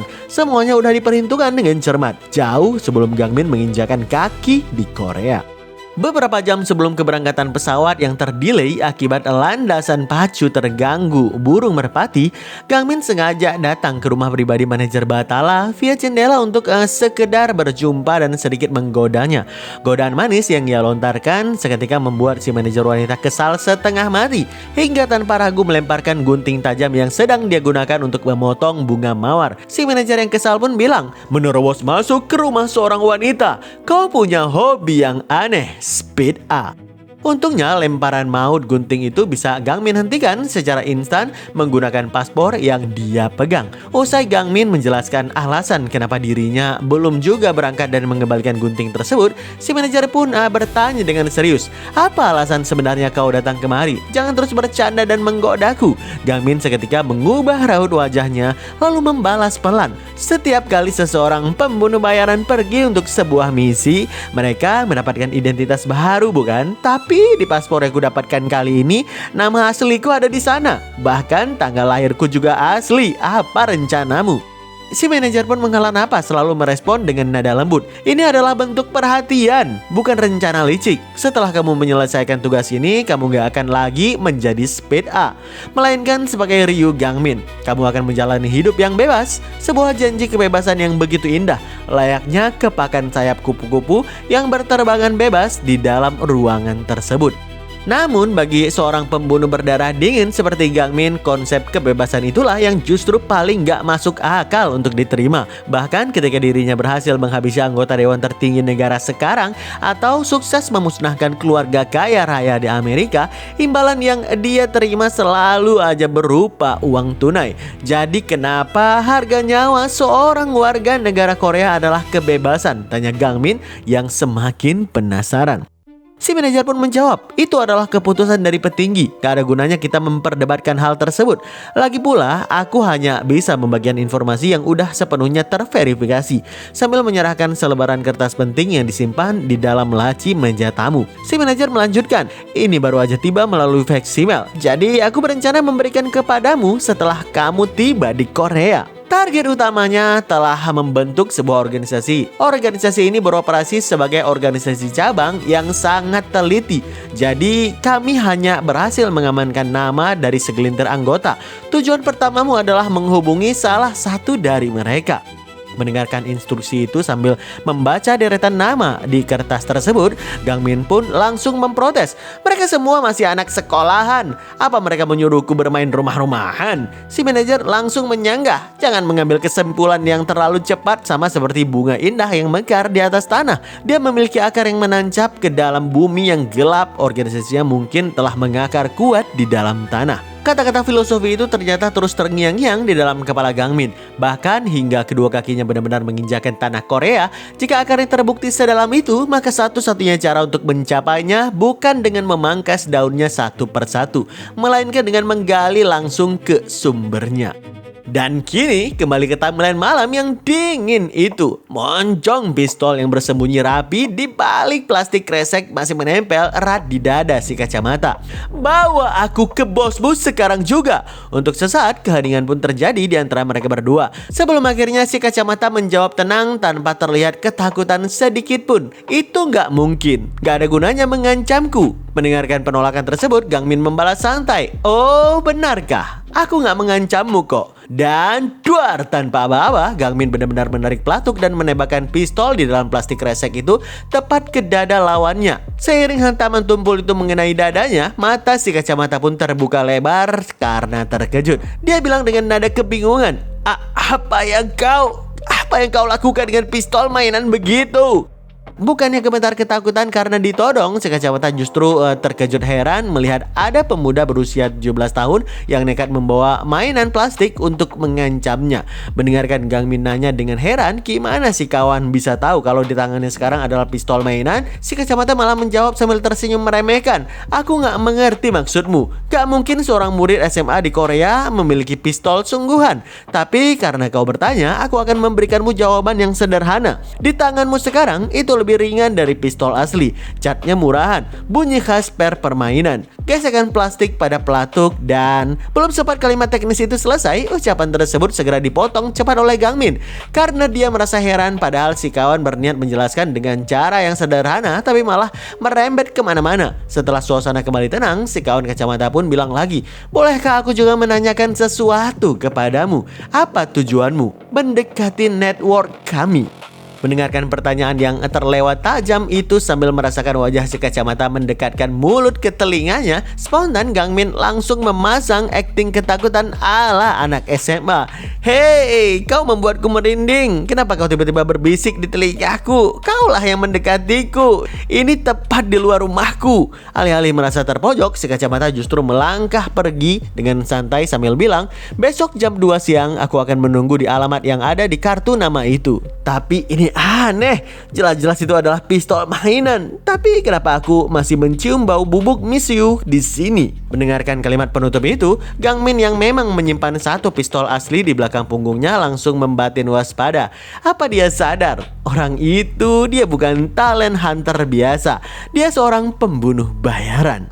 Nggak berselang lama setelah pertemuan aneh itu, Gang Min yang langsung pulang ke rumahnya segera turun ke ruang bawah tanah rahasia miliknya untuk melakukan riset intelijen. Di sana dia berdiskusi langsung dengan manajer Batala via telepon, melaporkan bahwa The Network yang dia temui adalah sebuah organisasi hitam yang sengaja menggunakan anak di bawah umur untuk menciptakan masalah sosial. Dia mengambil keuntungan materi dari aksi mereka. Mendengarkan laporan mengejutkan itu, si manajer kaget di seberang telepon pun menyahut, "Itu sangat mungkin."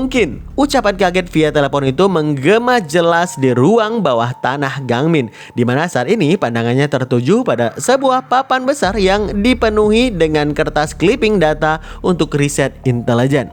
Si manajer yang ternyata sedang melakukan posisi yoga di rumahnya pun melanjutkan analisanya. Sepertinya mereka menyamar sebagai lingkaran ilegal yang seluruhnya terdiri dari murid. Tapi kenyataannya mereka adalah organisasi kriminal bawah tanah yang besar. Itulah The Network Korea. Mendengarkan hal itu, Gang Min setuju dan beropini kalau metode The Network itu sama persis seperti mereka yang menyamar sebagai kasino hotel mewah. Sebuah persamaan yang cukup mirip dari segi taktik.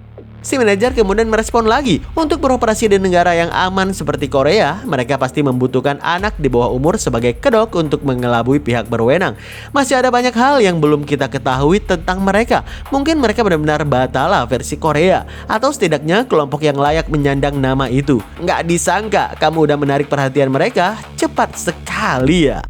Asumsi instan si manajer langsung disanggah cepat oleh Gang Min via telepon. Enggak, itu nggak benar. Bahkan setelah menggunakan semua informasi yang kita miliki untuk menyelidiki, menganalisa, dan menyimpulkan, aku masih belum mendekati target utamanya, Lee San. Untuk mencapainya aku perlu segalanya bergerak ke jauh lebih cepat. Seandainya aja si blonde itu nggak tertabrak mobil, aku bisa mengorek lebih banyak informasi darinya.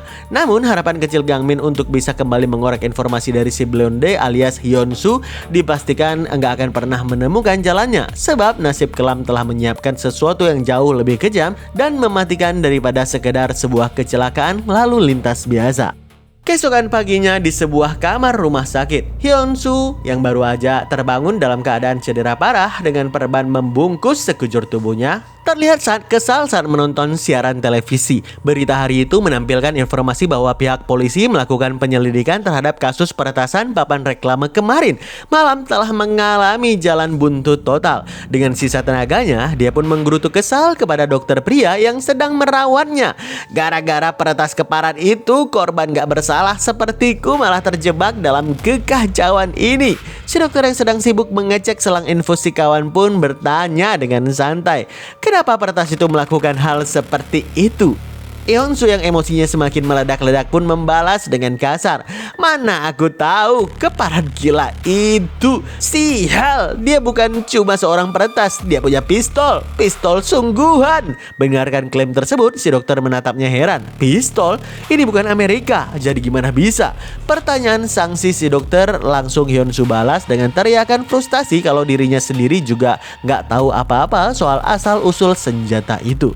Tapi anehnya, teriakan itu malah membuat si dokter tersenyum miring penuh arti. Sambil merogoh sesuatu di kantong jasnya, si dokter yang dari tadi memegang selang infus pun bilang, kau benar-benar nggak tahu apa-apa ya. Padahal aku berharap bisa mendapatkan informasi yang berguna darimu. Pastinya Hyun-soo langsung kebingungan dan merasa ngeri melihat kenapa si dokter tiba-tiba bicara dengan nada sedingin itu. Kini sambil menyuntikkan sebuah cairan berwarna merah pekat ke dalam botol infus, si dokter pun bilang lagi dengan wajah iblisnya, karena kau baru aja dewasa, peranmu berakhir tepat di sini. Ucapan yang penuh dengan kelicikan itu tentu aja sulit dipahami oleh otak Hyun-soo yang saat ini sedang sakit parah dan lemas. Makanya dia pun segera nanya dengan suara bergetar, apa yang kau bicarakan sejak tadi? Dasar bajingan menyebalkan. Apa kau benar-benar seorang dokter? Benar bukan? Seketika keringat dingin langsung mengucur deras di pelipis Hyun-soo saat melihat cairan dalam infusnya kini berubah menjadi merah. Si dokter dengan santai menimpali, ini akan menjadi berita utama yang menarik. Kematian tragis dari staf medis rumah sakit besar akibat penyalahgunaan narkoba. Berita utama semacam itu pasti seru, bukan?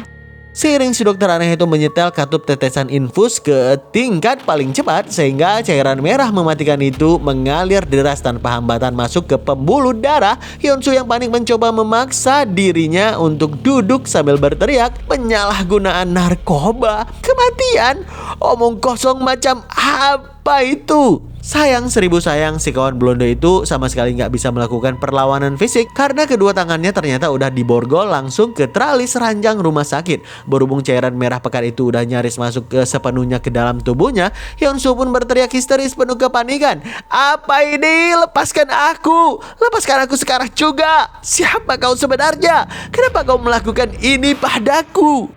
Ngelihat Hyunsoo yang udah bermandikan keringat dingin dalam jeritan puncaknya, si dokter yang terlihat sangat santai pun bilang, "Oh iya, aku belum memperkenalkan diri ya. Aku dari organisasi yang bernama The Network." Jawaban maun itu si dokter berikan tepat di wajah Hyunsoo sambil menunjukkan sebuah koin khusus bersimbol organisasi mereka.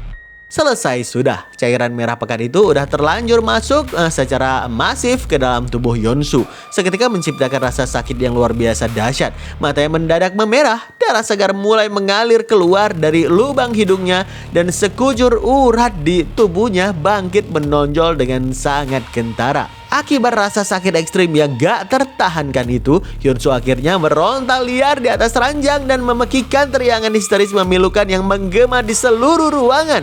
Sebelum akhirnya tubuhnya mendadak melemas kejang-kejang dalam keadaan batuk hebat dan susah bernafas.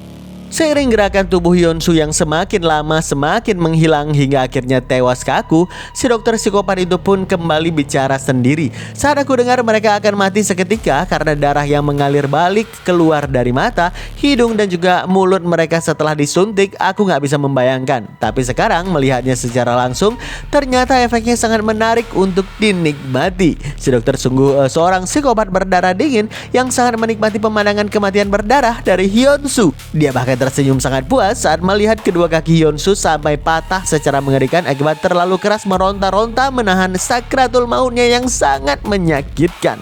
Sementara itu di tempat yang lain, Gangmin sendiri saat ini terlihat berdiri dengan wajah cukup kesal di sebuah sudut jalan. Dia udah datang tepat waktu ke lokasi pertemuan yang diminta, tapi orang The Network sama sekali gak kunjul memunculkan batang hidung mereka. Barulah beberapa menit kemudian tiba-tiba saja seseorang datang dengan berlari dan langsung memanggilnya dengan napas yang memburu. "Ryu Gangmin, apakah udah menunggu lama?" Terlihat jelas si kawan yang baru datang itu adalah si dokter psikopat yang baru aja menghabisi nyawa Hyunsoo dengan sangat kejam di rumah sakit.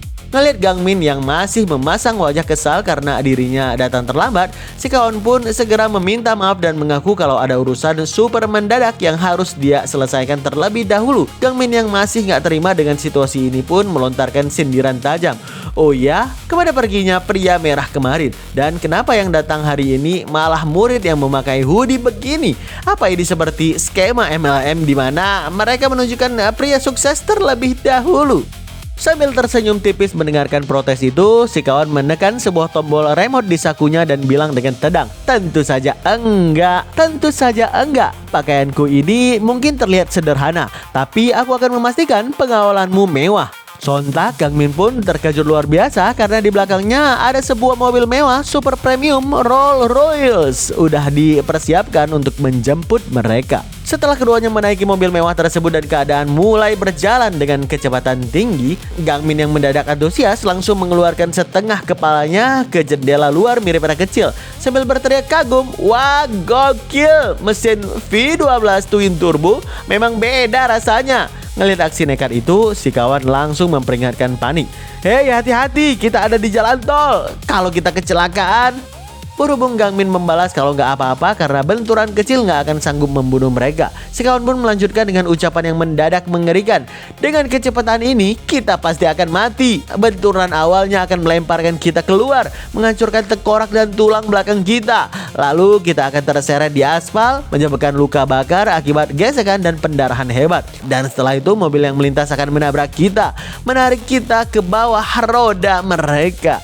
Mendengarkan analisa kematian yang terlewat detail tersebut, Gang Min yang kini udah kembali duduk normal di kursi belakang pun nyaut heran. Ya ampun, mengerikan sekali ya. Apa kau suka mempelajari dunia kematian?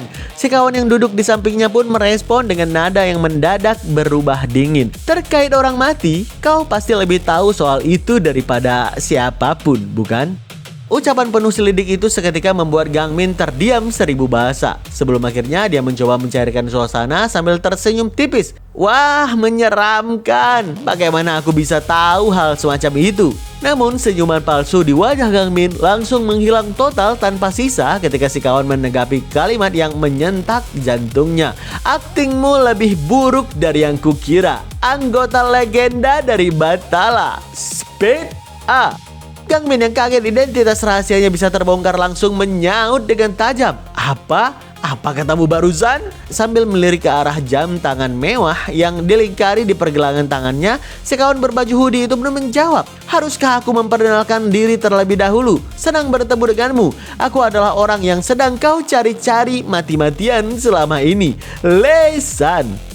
Pastinya ucapan telak itu membuat Gang Min semakin terdiam kaku. Namun hal yang membuat seorang asasin kelas atas seperti Gang Min benar-benar terdiam membisu bukanlah fakta mengejutkan bahwa identitas aslinya telah terbongkar sempurna di hadapan musuh besar. Melainkan ada sesuatu hal lain yang jauh lebih penting. Sebuah ancaman gak kasat mata yang membuatnya sama sekali gak berani gegabah dalam mengambil langkah selanjutnya. Apa sebenarnya yang membuat Gang Min begitu waspada? Kita akan tahu dan cari jawabannya di video selanjutnya. Video selanjutnya pasti lebih seru lagi ya guys ya, ditunggu.